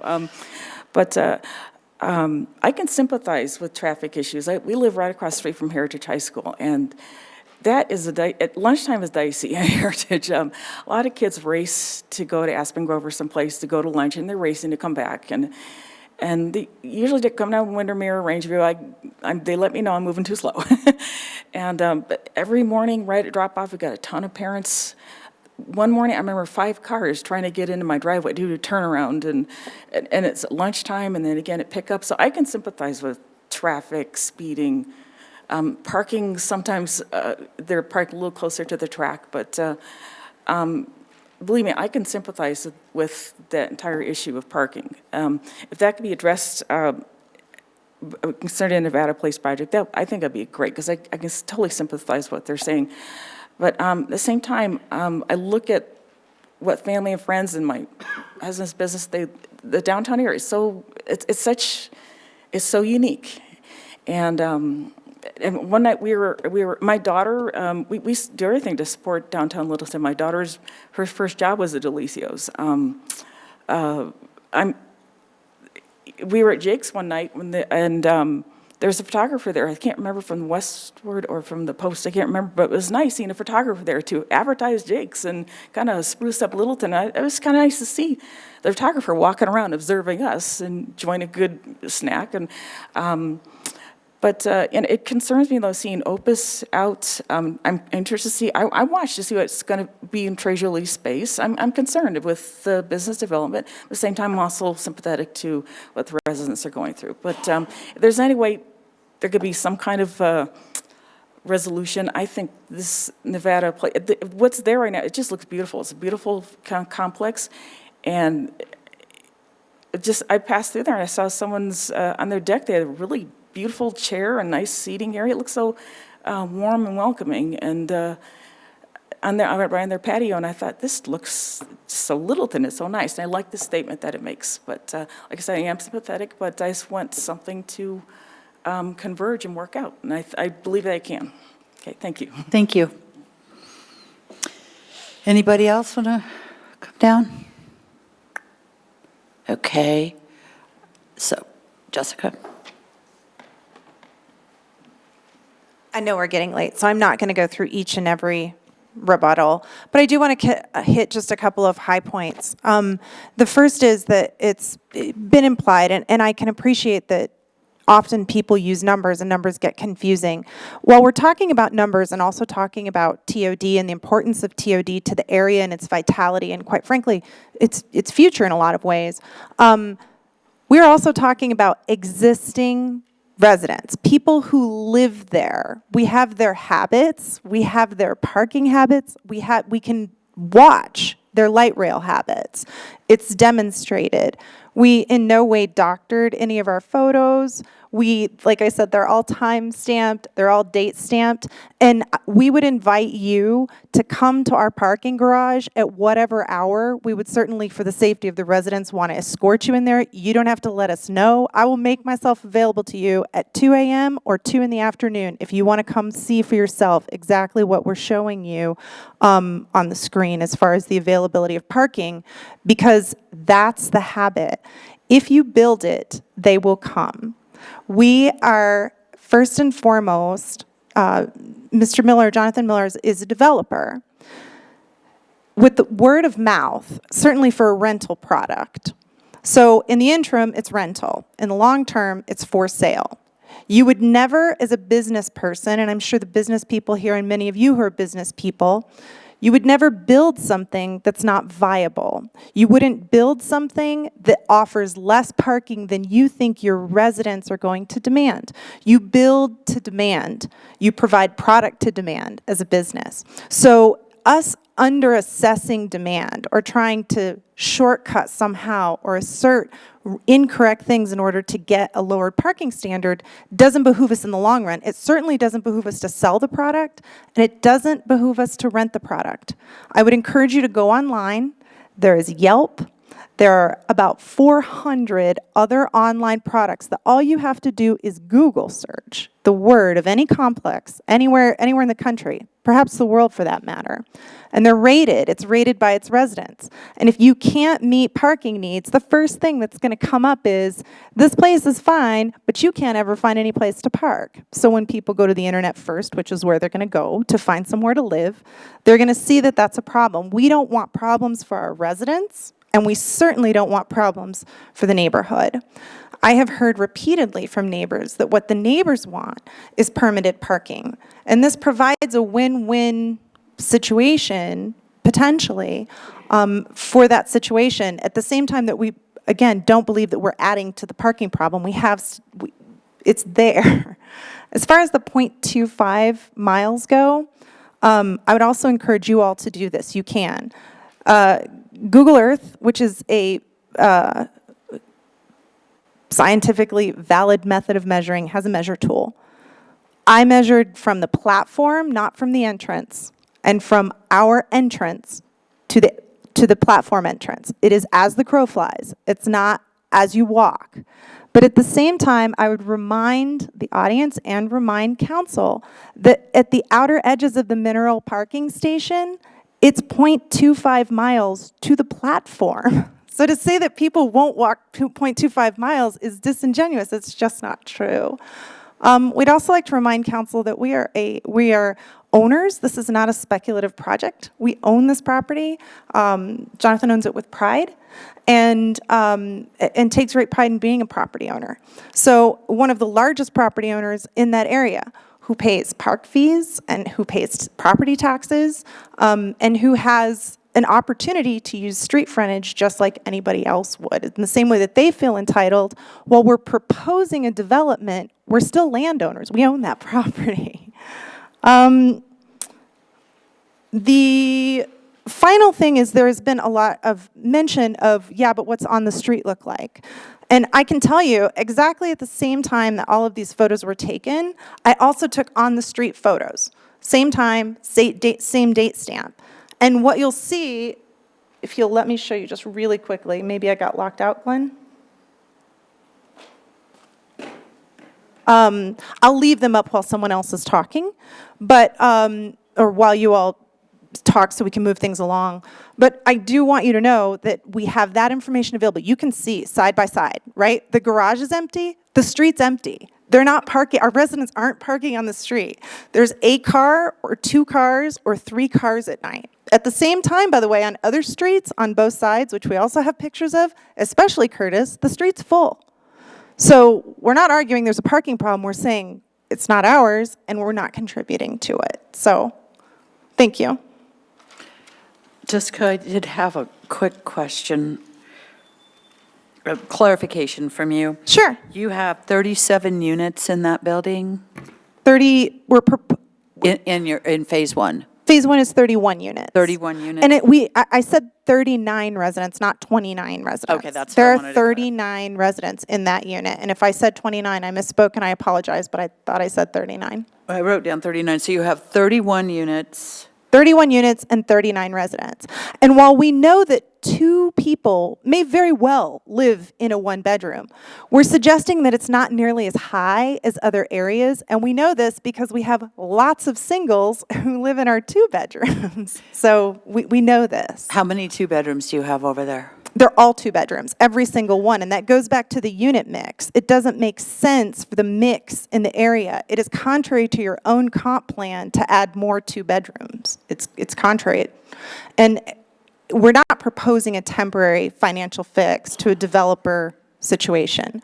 What we're telling you is that even if the developer sells the property, no one else will develop it as proposed either. It doesn't work. It's a long-term change, and it's a long-term change that was, the catalyst was a short-term financial situation, but it changed long-term the way that people think and act. Okay, council questions? Any other additional questions? Jim, did you have a question? For Jessica?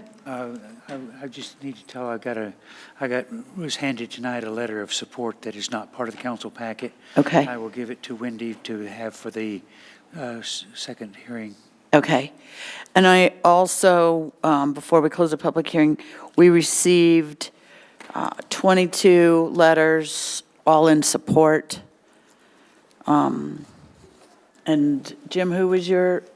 This was from Marcia Asham, who is the co-owner of A Knitted Piece on Prince Street. Okay. Okay, any other questions then? Okay, thank you, Jessica. Thank you all. Okay, seeing no other questions, I will close the public hearing, and I need a motion. Motion for, To discuss? or to close the public hearing? or- No, the public hearing's closed, I just need a motion to begin council discussion. Do you, huh? On closing the public hearing? Mm-mm. Here we go. All right. I move to approve the ordinance rezoning the property known as 5591 South Nevada Street from R5 multiple family residential to PDR planned development residential, and the residence is at Nevada Place Phase 2 Planned Development Plan. Second. We have a motion and a second. Council discussion. Any discussion? This is a first reading on public hearing. We will have a second reading, a second public hearing in 2 weeks. Is that correct, Michael? Is it 2 weeks? Okay. That's only if we, If this moves forward. it moves forward. Any discussion? I'll start. Okay. Jim? Well, I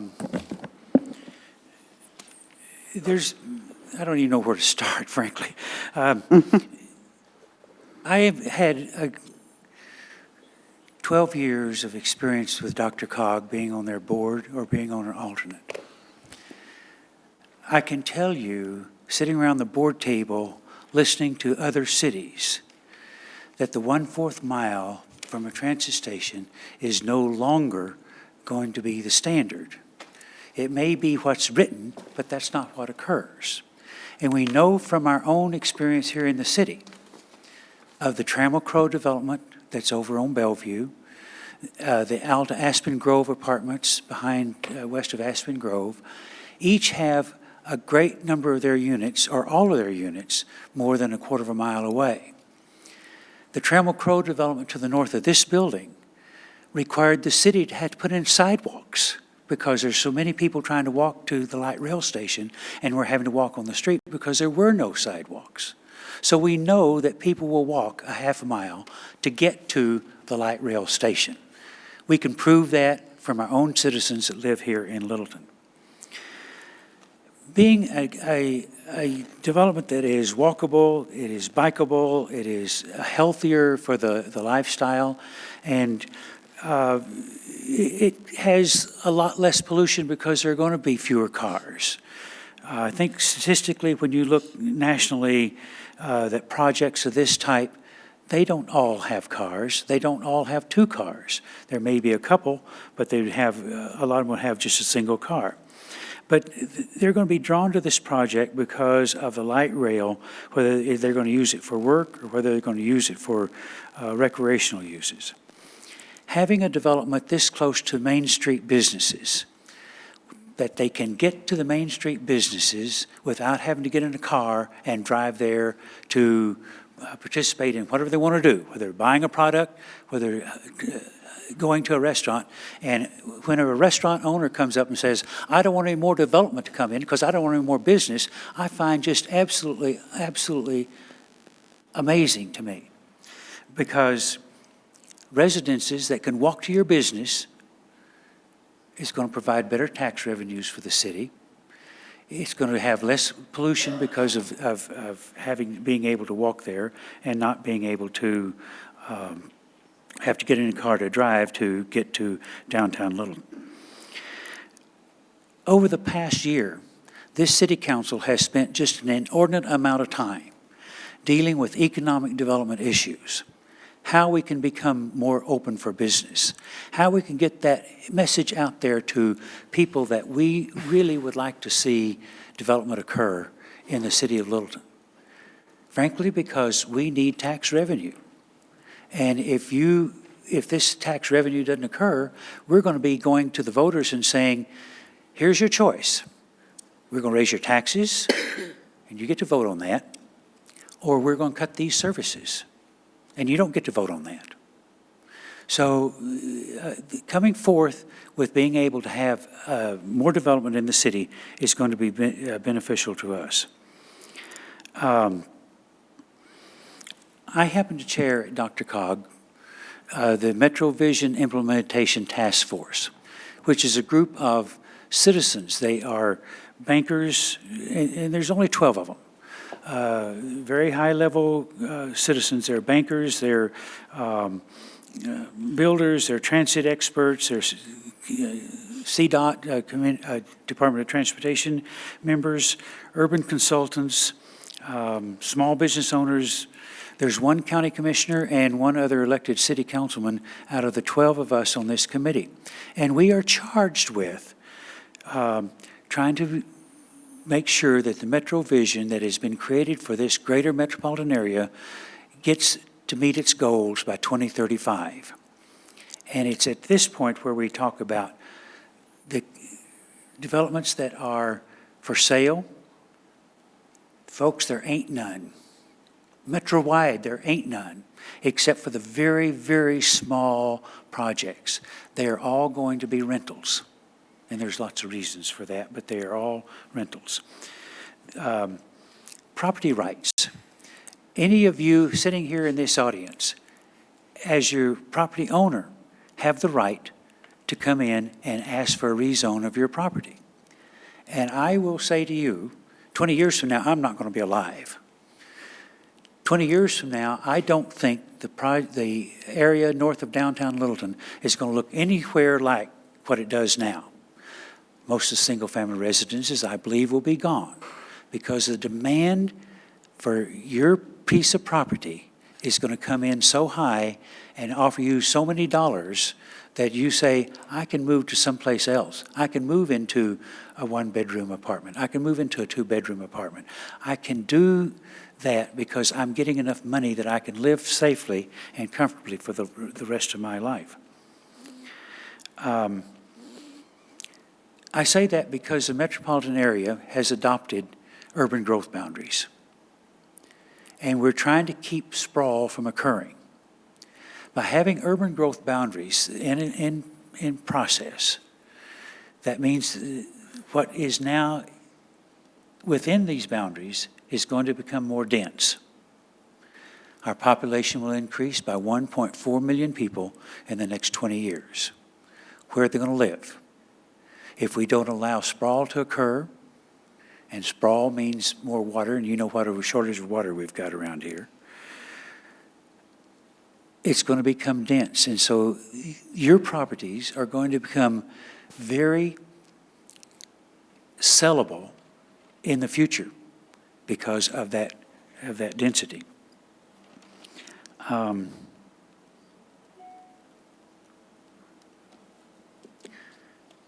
I think that's all right now. Okay. Jerry? I'm kind of all over the place on my comments here. It kind of piggybacking on what Jim just made a couple references to. It does seem like approving this change is good for Littleton in regards to commerce and collecting development fees and sales tax. And but it does seem that, as though it does come at the expense of the homeowners in that particular area. I have heard talk over the years since my time went on to Planning Commission of hearing that the area over there, residential-wise, is eventually going to go away, similar to what Jim was saying. When, I don't know when that'll be, but that is definitely those that can look forward. They do see that area is going away. However, I do see that those homes over there, that community over there, is important to Main Street. It is important to Littleton. I know we as a city council have been studying other jurisdictions as far as their economic development, their decisions, and not always what seemed to make sense decisions at the time, and what have been the results of those that have gone before us. And I'm just going to remind us all as a council that we do need to consider the present, and we do need to consider the future of the city, because as we met at our last study session, we discussed all the stuff that we allow our citizens, or that the citizens of Littleton are able to take advantage of at no additional cost other than their sales tax, that kind of stuff, or their property tax. And most of the council didn't seem to want to charge for any of these services. So if that's the way we're going to go, then we have absolutely got to find a way to pay for things. So this is just the first reading, so this will be coming back to us when? In 2 weeks. February 5th. 2 weeks? February 5th. Okay. 3 weeks. Okay. That was So just food for 3 thought. 3 weeks. That's it. Phil? Thank you, Jerry. I have some anecdotal comments, and I would kind of boil down the support for this to be in the areas of vitality for the city and an opportunity to put more boots on the street in an area that has some vitality to begin with, but can use more. And the concern, I know I'm probably minimizing some of the other issues that folks have mentioned, but it primarily is in the area of parking. And just to support a bit of what Jim said, my commute from my office to City Center takes me down Bellevue, up Santa Fe to Rio Grande, and then comes down Rio Grande. And that means I go by the Alexan or the Trammell Crow development that's up there. And I can tell you, whenever I'm driving that street, it's not at the end of the council meetings, but it's at the beginnings of the council meetings or in the afternoon coming in for a late afternoon meeting in the city center. There is always folks walking along Rio Grande and making that walk. And that walk is longer than the walk from this proposed development to the light rail. Secondly, my wife has a condo that she rents. And it ends up being rented. She uses Craigslist, and she's never had trouble actually renting it. And it's kind of interesting because it's in Denver, and she actually has a parking space that is taxed separately by the property tax. So it's kind of an interesting setup. And she's never had problems, but one of the first questions folks will ask is, how is parking? And going back to Van's comment that he put before us, which was the market's going to adjust and folks are going to really kind of understand what the parking situation is. It's one of the first questions that are there. And what's interesting in my wife's current apartment, leading to some of those comments about folks not driving cars, she was actually asked by the person that's the current resident, can you rent it separately because I don't need the parking? And so she actually has a separate lease on the parking spot for someone else that found it. So I think those are some of the things that I'd want to put out anecdotally, that I think the market tends to make some adjustments. And we aren't talking about, and this gets to some of your questions, Joe, which is we aren't putting in a business that's going to be using a lot of parking spots during those peak hours, we're actually talking about the possibility of residents that are here that are going to have a different impact than putting in a business. And the only other side comment that I would make is if you looked at the two projects together, if my math works pretty well, the 77 plus I think would be the 60 that's needed for Phase 1 totals out to be 137, and I know some folks had some problems with some of the numbers. If we dealt with the city's requirements of 1.5 per unit, that would come out to mean that if you take 31 that's already used in Phase 1, there's actually room for 60 units regardless if you actually combine the requirements. So we're talking about somewhat of a variance in the combined project, and I'd at least want us to go to a second reading on this. Bruce? Well, oh, which Bruce? Me? You, and then, yeah, you go. Yeah, this happens all the time. I, first of all, would like to just say you people aren't making our jobs any easier. And I'd like to thank you sincerely for doing that, because essentially our job really is to listen to people who are in favor, who are opposed, and it's tremendous to get the number of people turning out for this with the passion and with the enthusiasm and with the commitment they have for the neighborhood, as well as the folks who are in favor of the project. So in all honesty, thank you for coming down and spending time with us to share your thoughts. I'm going to make a few comments of a general nature, and then I'm going to save a couple of comments for the parking issue at the end, but I will try to be reasonably brief on this. If you look at the code section on plan development residential, or code section 10 sub 2 sub 23, it basically talks about encouraging more creative and effective use of land and public or private services, and to accommodate changes in land development technology so resulting economies benefit the community. It talks about encouraging innovation and efficiency in residential development to meet growing demands for housing of all types and designs for persons of any social or economic status. And it talks about encouraging innovative development or redevelopment of all land uses to meet the contemporary needs of the community by providing for a greater variety and mix of uses, including those which may coexist on the same parcel, so forth and so on. This project seems to fit nicely in that regard.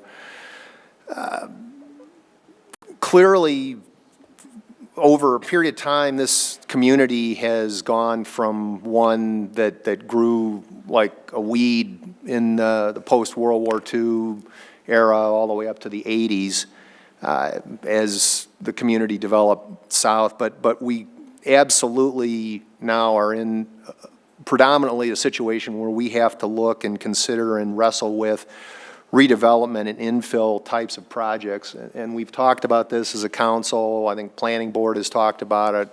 Complan is wrestling with it. Downtown Area Plan acknowledged it.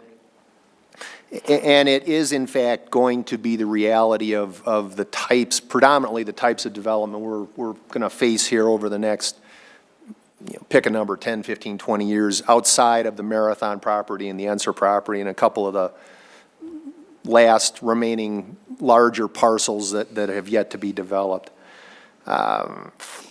The developer suggests that in their presentation that the proposed quote-unquote density is not inconsistent with the site or the neighborhood.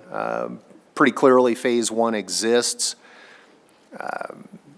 They plan, again, to keep essentially in the first slide that Glenn showed, pardon me, it says essentially that they're keeping the existing massing and height of the existing zoning level, relatively speaking. I know there was a comment Ms. Cole made, I think, about the 50-foot versus the 43-foot.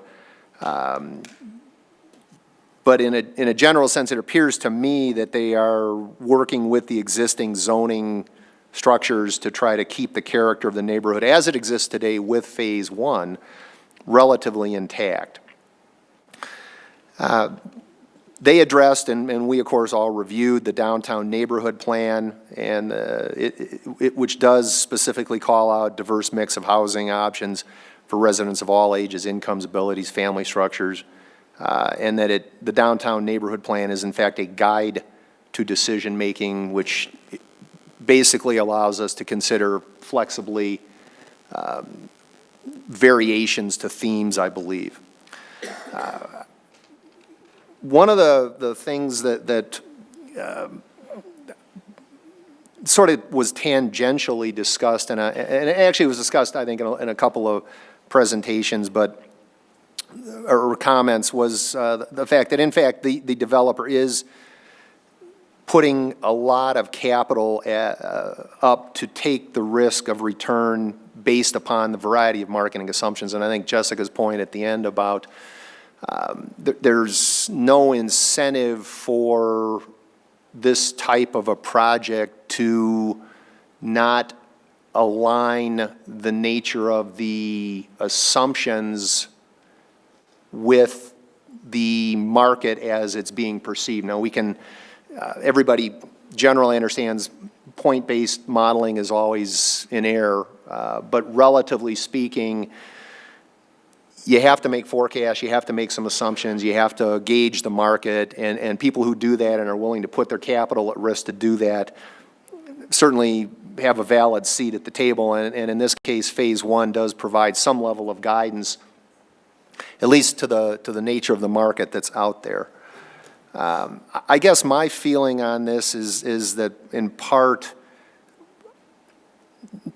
I absolutely respect the neighborhood comments, and as I said, it's certainly the parking issues themselves have been well documented, and it's as I mentioned, I think up front, I think we need something specific in terms of a metric that if this development does go forward, that if the city needs to get in the middle of some sort of residential parking permitting process, stickers, whatever, that it has to be objective and not subjective. I think there is a bit of a misalignment to Jim Taylor's comment about transit-oriented development, whether it's a quarter mile or whether it's broader. At the moment, I think we do have, as it exists today, some mismatch of the alignment between quote-unquote transit-oriented development housing versus the market for transit-oriented housing. That is, what we've got in inventory or what we've got existing today isn't exactly what's being sought by the market. Let me see here. And I'm going to make a couple comments, I think, in a general sense on parking. I would hate to be accused of agreeing with Greg Reinke, but in fact, I thought he had some good comments. Joe Trujillo made, this was actually sort of fascinating. I did a little bit of quick and dirty research just trying to come up with parking relative to rental unit information. Joe talked about dreaming of vast spaces of parking in Littleton where parking wasn't an issue because there was broad, surface parking and so forth and so on. Interestingly enough, this is from a New York Times article on the 6th of January. There's a technical name for what you described, oddly enough. It says, according to this article, it says the Pensacola parking syndrome is a term of the trade used to describe a city that tears down its old buildings to create parking spaces to entice more people downtown until people no longer want to go there because it has become an empty lot. Cities should let the free market handle the construction of new parking spaces. People who buy or rent new homes can pay extra if they want someplace to park a car. There's also, and Jessica, you brought this up, and I had completely, without knowing you guys were going to talk about it, I think you mentioned the Portland study And I actually found that one as well. And I sent a copy of this to Michael Penny. But in general, this is just a couple of excerpts from the Portland study. It says, in Portland, a new high-density residential development is occurring along intercity transit routes and adjacent to established single-family neighborhoods. While higher density development is generally allowed in these locations as a result of various state, regional, municipal policies, residential neighborhood associations have frequently raised objections to various aspects of the proposed developments, including the ratio of parking spaces to dwelling units. Many of these developments exhibit parking ratios of less than 1 parking space per dwelling unit. Residents are concerned that tenants of the new developments will park in their neighborhood due to insufficient on-site parking, which sounds sort of spot on. While most cities still require a minimum number of parking spaces for most, if not all, development, Portland is a notable exception because it established parking maximums and employs reduced or eliminated parking requirements for most development in the city. Specifically, Portland has no minimum parking requirements for all development in designated growth centers. By eliminating minimum parking requirements, the City of Portland allows real estate developers to choose how many parking spaces to provide by taking into account market demand for parking and the cost of land and development. For example, the developer of a condominium or higher income apartment building may desire to develop at least 1 parking space per dwelling unit because of the current market expectations for that type of unit, whereas a developer of an entry-level or workforce housing may not be able to make developments pencil out with the same parking ratios. So this isn't just a Littleton phenomena. This is absolutely something that occurs all over the nation. I absolutely respect what the neighbors are saying, and I understand where you're coming from. At the same point, I find the developer's presentation to be persuasive on balance, given our job to weigh broadly the attributes of both the pro and con arguments. Bruce? I want to say thank you to the folks who took their time this evening to help us understand what all the issues are. It's very important that we continue the discussion, and I do want to see it continue on into the second hearing so that we can fully flesh out what's pretty important. But what I think is important is to protect what we have and preserve what we have as we look to changes for the future. And it seems to be that in the discussion today, parking was the dominant discussion issue. But in my mind, the important discussion issue is the homeowners in an R5.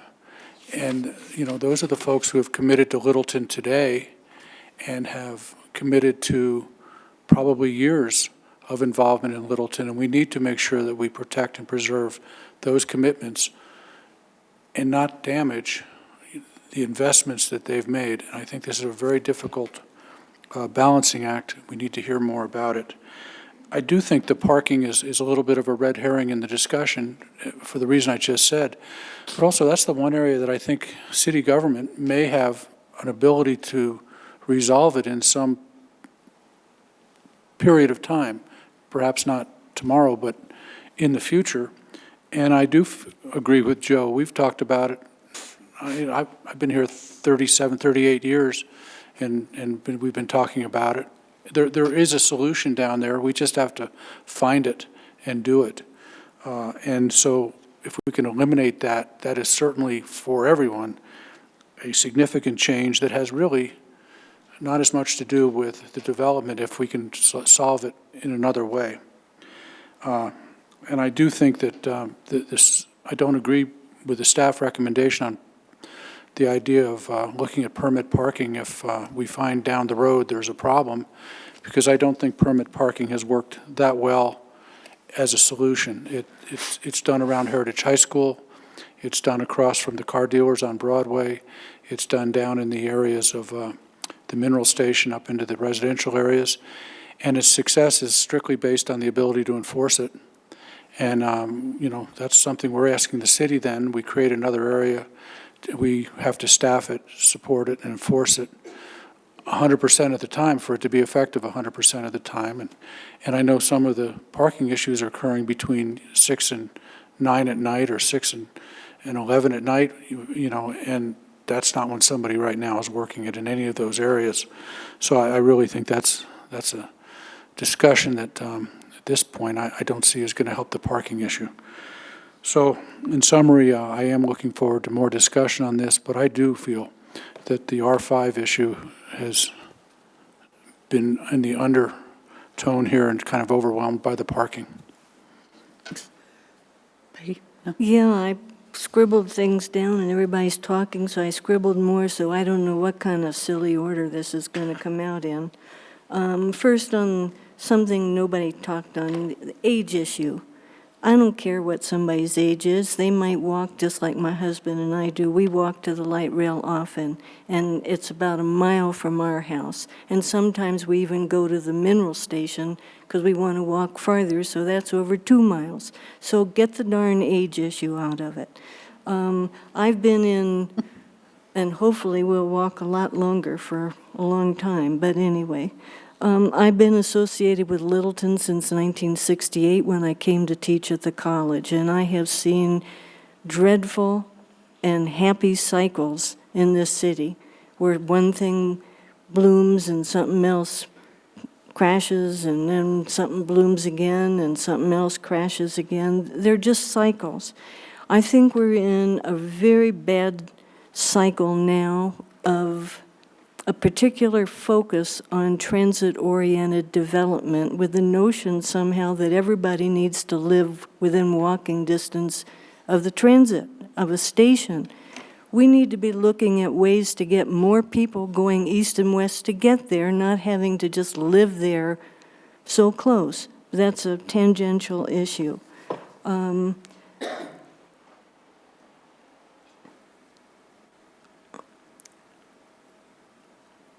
Phase 1 was approved, and I'm not understanding what's the problem really with Phase 1.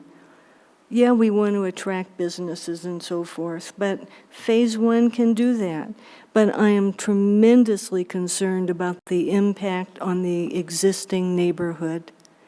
And some people choose to live there, and I suspect if they take care of their houses, people are going to choose to live there for somebody's going to choose to want that kind of housing in 20 years, in 30 years, or whatever. The downtown comp plan talks about a mix of use. So for me, it's really important, as the comp plan, downtown plan says, to protect the character of that neighborhood. And I don't think this project does that. I think the original one was okay. And in fact, the developer at the time said he didn't want to do a piecemeal plan, and yet now we're back revisiting what was already approved. So I have a real problem with that. I do want to support business. We do need that, but there's more than one way to do it, including getting the people to come the other direction on light rail, getting people to come from other means of transportation, public transportation, to downtown and to other parts of the city. So I don't at all doubt that if you build it, it will come, but at what expense to the existing neighborhood that is such a strong part of our character, as I see it. So let me see if there's any other point on here that I absolutely have to say. Oh. And I do think we should respect the planning board's decision. A 5-2 vote from people who are dedicated to looking at planning is nothing, I think, to shake a stick at. So that's probably enough main points. And although I've heard the other folks speak, I'm sure this is going to go to a second hearing, but I'm going to be voting against it. Jerry? My notes are all over the place, too. As we went on tonight, I kept making them, and I found a couple more I wanted to make sure I mentioned. I do think it's worth pointing out that the planning board's responsibility is a bit different than the decision. Their decision-making is more limited than what we have to deal with. And I have been by the property, Nevada Place, a few times this week in the morning.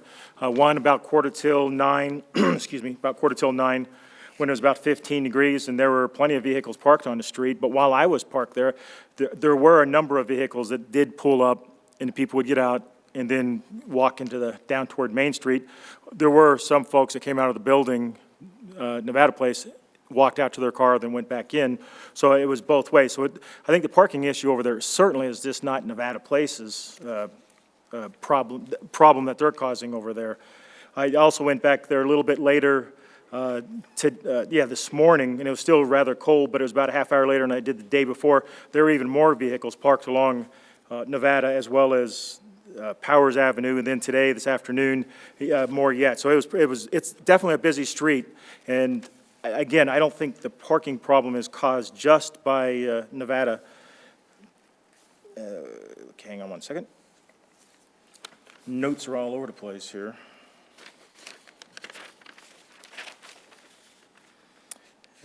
Where's 4? Oh, there we go.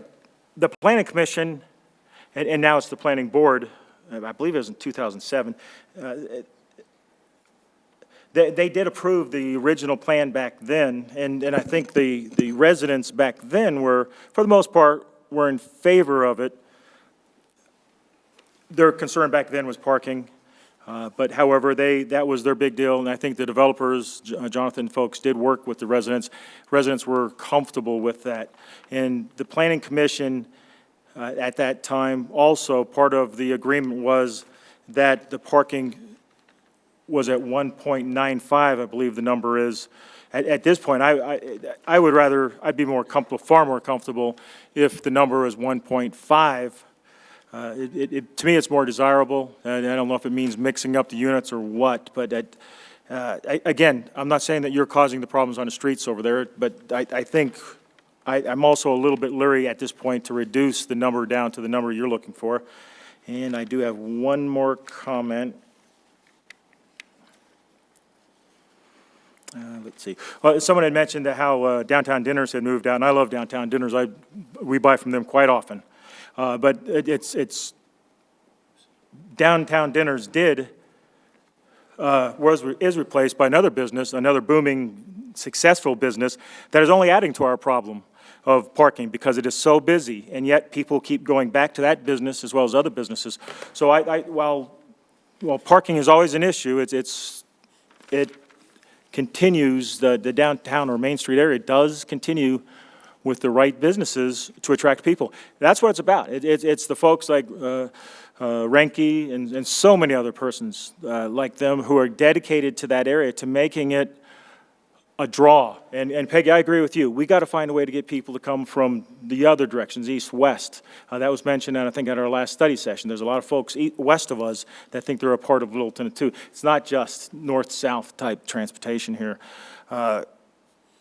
Again, I think we heard for some great people, some people that are very committed to our area who don't necessarily live right in that area.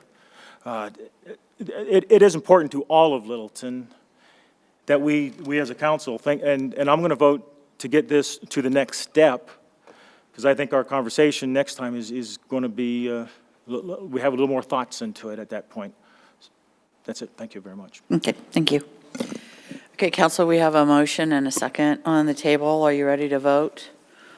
Okay, this motion approves the ordinance, actually moving it forward to a second public hearing, and that will be February 5th. The vote is 6 in favor, with Councilmember Cole voting no. The motion carries. Okay, we'll take a 5-minute break and resume. Sure, we still have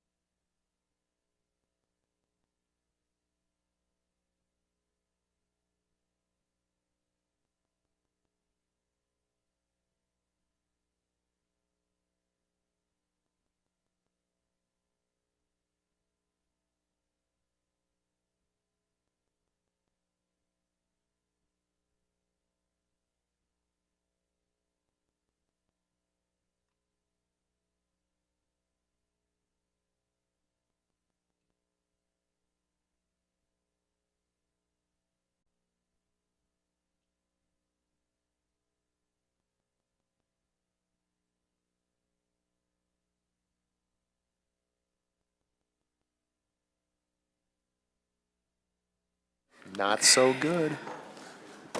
Okay, we're going to go ahead and reconvene. We are on 11B, intergovernmental agreement for automatic fire responder service. John, do you want to present this, please? Oh, good.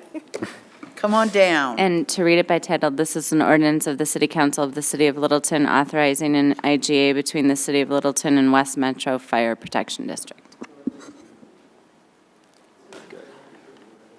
Thank you. Okay. Good evening, Honorable Mayor, good council. I have with me Steve Azeltine. He is the Chief Training Officer of West Metro Fire Protection District. Steve has an hour-and-a-half presentation that he'd like to. Oh, good. Nice, It's John. under 2. When it comes up. Well, where's he going to give it? No vote? And who's going to care? Okay, folks, then I'll offer Steve Azeltine as subject matter expert when it comes to the training facility at West Metro. I was wrong. In front of you, you have a IGA with West Metro that we are proposing. I just want to give you just a little bit of the genesis of this thing. It's Trailmark. The reason that we got together with West Metro was to provide a closer fire station for the subdivision of Trailmark. The reason I want to put it that way is because of the price.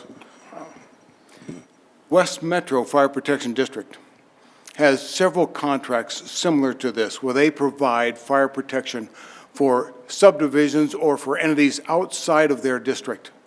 What they charge them is the same price that they charge their residents. What they have done, and this follows with their past practice, West Metro looked at the valuation that in 2011, the valuation for Trailmark was $25,599,550. Impressive memory. Thank you. Now, what they have offered is to, if we were working off the 2011 valuation, they would take their 12.382 mils, multiply that by that assessed valuation, and come up with $316,000 roughly. Trailmark, $316,000. That's how they got there. When they gave me the price and I had a little sticker shock, it was explanation of where they were coming from and what they've done before for other entities. They also were aware that Lockmore is a subdivision that is covered by the Littleton Fire Protection District. Lockmore is at Quincy and Wadsworth and is probably 8 miles from the closest fire station that is operated by Littleton Fire Protection District. They offered to cover that using the same price, saying we will charge you for Trailmark, we will cover Trailmark for you, and we'll also cover Lockmore. The sticker shock hadn't left my face. We had other discussions with West Metro. Well, West Metro then offered not only to cover those two for that same price, but to participate fully in their state-of-the-art training facility, of which I think is a great deal for us. As you know, as you've been down to our training facility down there by the Platte River, it's becoming somewhat antiquated. It has limited resources. It has limited space. And because of that, we have limited opportunities to train there. I was asked if we could do an a la carte, if we could do a Trailmark or then a Lockmore, or instead of either one, maybe we just do their training facility. And wouldn't that be cheaper? So I want to point out that it's a package deal, but even if it wasn't, Inglewood Fire Department would like to participate in the West Metro Fire Training Center. West Metro will charge Inglewood $2,000 per firefighter for that training. Per firefighter? Per firefighter. $2,000 a year per firefighter. they have a little over 50 firefighters, which means it's going to cost them a little over $100,000. If West Metro applied that same formula to us with our 150, it would cost us $300,000 just for the training facility. That's what I got, folks. And with that, if you have any questions you'll ask Steve. More than happy to answer. Okay, Bruce, and then Bruce. Yeah, Chief, couple quick things. Oops, let me do that. Okay, now I can read them. The original draft of this thing, again, compliment you and the city manager for negotiating this, but the original draft had an escalating price, 10% increase. The third, I think it was 5% discount, 100% of assessed value, and then a 10% bump after that. And you guys got them to just do it flat throughout, which I think has saved us a significant amount of money. So kudos to that. The other, I just wanted to clarify or verify, my understanding of this thing was that we were essentially splitting this 3 ways down the middle, that the fire partners are all stepping up for a third, a third, a third. That is not the case. Not the case. I have gone to our partners, the 2 partners, and what I did, in the contract, it's not a la carte. What I did was divide it up.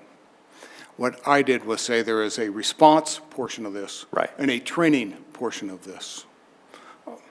I estimated, after talking to Steve and after talking to the chief of the department, Don Lombardi, thank you very much. See, that's why I brought you here for crying out loud. It's late, Thank Chief. you very much. Just a He little bit apologizes. closer. Chief, could you pull the mic just a hair closer? Certainly can. Thank you. Certainly. So in talking to those folks, now I can't remember where we're going with this thing. The partners. Figuring out that per day, and depending on how much of the facility you use, per day it costs about $1,000. Figuring that we would use that facility about 9 times a month, which is $108,000 a year. Taking that $108,000 to our partners and saying, they're your troop, they work for us, we need all of them trained, would you pitch in? And both Highlands Ranch and the Littleton Fire Protection District said, we will participate on the training. Okay. So that's $36,000 from each one of those entities. In addition to that, we still have conversations going on with Littleton Fire Protection District, and that is with the response portion. Like I say, West Metro has been gracious enough to cover both Trailmark and Lockmore, and Lockmore probably should have some kind of a price associated with that too. Okay. And that's what's in negotiation. Okay. And a couple of the real quick ones. There were some communications suggesting there was concerns about scheduling units out of service, having to go all the way out to Kipling and Hampton where their training center is located. It's my understanding that you didn't view that as a concern by virtue of the fact that these things are scheduled, you know, whether you go to Castle Rock or whether you use our facility or whatever. Can you address that? Sure, it's not my concern. I am not concerned about that. That's a different statement. When we took 2 engines and a medic unit down to our old training facility, they were out of service. Yeah. If we take a number of our units and send them out to West Metro, they would be out of service. And this is irregardless of the distance they're traveling. This is with the activities they're engaged in. Right. That we did not want our troops down at MIFTIC, at the Metro Training Center down here on the Platte. We did not want them engaged in firefighting activities as far as training, and then having to drop that and come back in and go to a real fire or a real emergency. We didn't want to do that, and we haven't. We've used coverage from our neighbors, from Inglewood, from West Metro, and from South Metro to cover with that, and we will continue to do that. And so essentially, the end result of this whole thing is, I mean, Trailmark gets a reduction in response time, not quite sure how much that is, but it's incrementally improvement in all likelihood over Station 16, at least for the foreseeable future. Staff, the fire staff, the troops get demonstrably better training and are going to be skilled, that much more skilled as a result of whatever we could do at our existing facility, because we just don't have the capabilities. And the fact that we've got West Metro covering some of these outlying remoter areas like Lockmore it just allows us to concentrate our existing staff on areas for enhanced performance of our own territory. Yes, sir. Okay, all right, thank you. Anybody else? Bruce? Thanks to West Metro for sitting through our 3-hour zoning meeting. You can submit your notes to us if. Really cleared out. Yeah. Or if Much of a draw. or if your chief needs a slip to account for where you were, we'll fill that out for you. He does regret not being here. He's at the board meeting tonight, which he's probably not anymore. But thank you for being here. John, I got a couple questions, actually several, and they're kind of in the weeds, but I really do want to know, because this is a topic that I know is part of our discussion because of Trailmark primarily, but also because of the training issues. So bear with me, they're just a little bit in the weeds. Can you tell me what a response to Trailmark will look like then? Just your typical response with the idea that West Metro's coming in first, and then are you coming in on top of that, or are you going to leave the entire call to them, or is there a discretion? Just give me a sense of the average call out there, fire, structural type, or medical. Of course, if it's a medical call, if it's a single unit response or a 2-unit response, it's going to be West Metro. Okay. We will be second due, meaning that if it is a structure fire, the first unit will be from West Metro. Most typically, it would be Station 14 that would be responding, and then it would be our Station 16 that would be responding also. Okay. Tell me how are you going to do the record keeping to keep track of the response times when you're sharing between the two centers? Are you going to, because the 911 call will come in from Trail, I'm assuming, or are you going to reroute 911 calls directly to Trailmark? That's a great How's that going to question. work? If I'm living out in Trailmark, like around 98 South Johnson Way, and I have some kind of a response that I need, emergency response, I pick up the phone and it goes to the same PSAP that it is right now, and that is Littleton Police. But it's coded different, and I can't remember what the name of that code is. But it's attached to that call. So they know in the PSAP where to route that call. It doesn't go across the console to Littleton anymore. It goes directly to West Metro. Okay. So that's how it's going to be tracked as far as how we're going to track ours, the same way we're doing it right now. When we receive the call, that's how we'll track it. So later this year, when people say, well, is this response time working for Trailmark, et cetera, you'll be able to have some metrics to be able to say, here's what it is now, here's what it was then, and it'll be correct. apples to apples. Yes, that is correct. Okay. Running a recruit academy, where's that going to happen then? West Metro. Totally. Just to let you folks know, the last 2 academies that we utilized was Aurora's Academy, Aurora Fire. The reason for it was convenient as far as time. The timing worked out for us. I think we got a great product that came out of there. West Metro is now offering a academy that's going to be starting March 4th. Steve Azeltine is going to be in charge of it, and we're looking forward to putting our people through that academy. So it'll be like a joint academy. Run out there, West Metro will facilitate it, all logistics, and maybe there'll be some Littleton instructors involved, or is it just totally the instructors out there? I don't know if we've worked all those Okay. details out. We haven't worked through all the Okay. details, however, we will have an instructor, but there's also, there's some other pieces. Okay, thanks. I know this is in the weeds, but these are the kind of questions I could ask. And then, finally, do you think you're then phasing out all training at Shenango's location? Is that just going to go away? I believe it's going to go away. The reason I say that, the contract that we have right now is still with 4 partners. We still have West Metro, South Metro, Inglewood, and Littleton are at that facility. We are still owners of that facility. Now, the 2, South Metro and West Metro, have their own training facilities and have left the building. The contract reads that it's last person standing that shuts the doors. So if we go to West Metro and Inglewood chooses to stay, for whatever reason, that will stay in operation, and I'm sure that Littleton will utilize that every once in a while for maybe some quick driving training or ladder work or those kind of things. But eventually, I see it going away. Thank you. Those are my questions. Okay, Phil?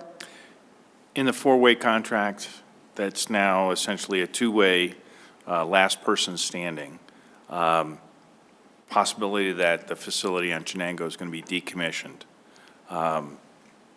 Mine is going to be on the financial side. There's going to be savings there, or at least we wouldn't be using that facility. So some cost of maintenance or whatever that would be going on. And then in addition, I'm presuming with West Metro stepping in, we won't need rural to provide the EMT support for Trailmark. That is correct. We probably will not. So possibility of at least some savings or? Actually, that service is for free. Okay. Yeah, so there would be no So savings. they get the insurance kickback or whatever? Yes. Okay. And so the question ends up being, and you can turn to the city manager on this, relative to the 2013 budget, is this budget neutral or is it additional cost? I believe that it's going to be a neutral item, but until we have that final negotiation and those dollars associated with it, we can't answer that question. My hope is that we end up out of that 316, that the city of Littleton's portion is about half of that. And we should be able to absorb that within it if that is the case. But again, as the chief mentioned, those final negotiations are still going on. I think he's pretty close, and we're continuing to discuss it. Okay. And of course, if there is a need for additional revenue toward the end of the year or appropriation of funds, that'll be something that our finance director will be making that request toward the end of the year. And so my final just statement is, my understanding is Englewood's agreement is $2,000 per for a year on their service, and if we have 150 folks and we only went to West Metro as opposed to on a per site day or something like that, it'd be roughly a $300,000 cost to use their training facility. That is correct. And so the 316,000 is kind of in the ballpark, although that would end up being shared differently with the partners. But as far as raw dollars. Thank you. Jim? My computer has died, so I can't go look it up. But tell me the length of time that the price is guaranteed for this contract. 10 years. 10 years. Second is just a comment. The Lakewood councilperson who represents that district, because I think you serve Southern Lakewood as part of your area, had made a request that we do de-annex that. Of course, that's not the city of Littleton's choice anyway, so that they could annex it into West Metro anyway. So this will help solve that problem. Yes, sir. Peggy? So back to the cost. Any way you could get us a little more refined sense of cost on second reading? Possibly it ends up, it depends upon if we get the final negotiated. And then I wouldn't hold your breath. I'm not even sure when whether they're going to meet between now and then their board. So I think We're not having a second reading on this.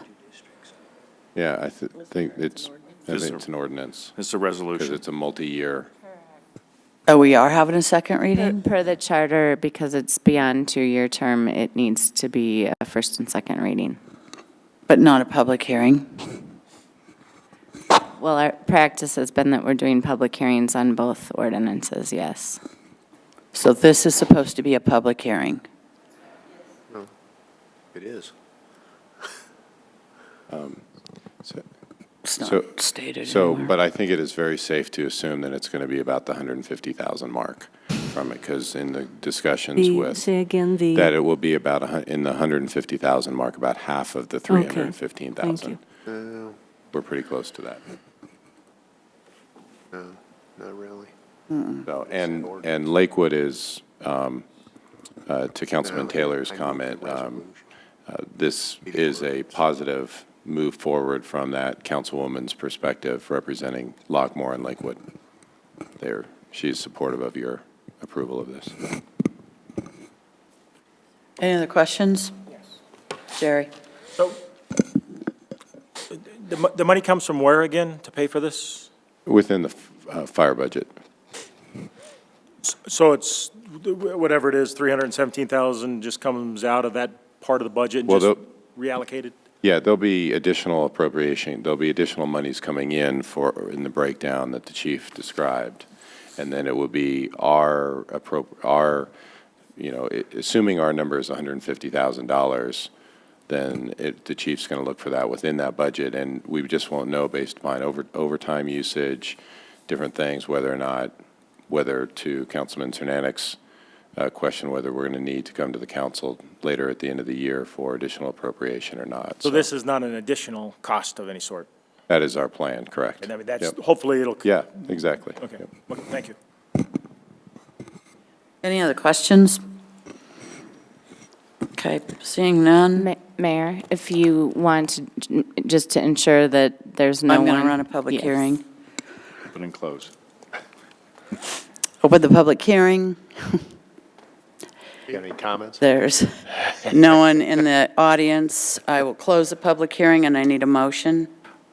Madam Chairman, I move that the resolution adopting the automatic first responder agreement between the City of Littleton and the West Metro Fire Protection District be approved, and that the council president, yourself, be authorized to affix her signature thereto. Second, but doesn't it need to be an ordinance instead of the resolution? It is an ordinance. He said resolution because it says resolution. Reads resolution. Make it ordinance. Make it ordinance. Any discussion, council? Seeing none, we have a motion and a second. Ready to vote? The vote is 7 in favor, the motion carries. Okay, we are adjourned. Thank you. Sure you don't want to talk about it, let Bruce talk about Portland or something? Yeah, I'd be happy to.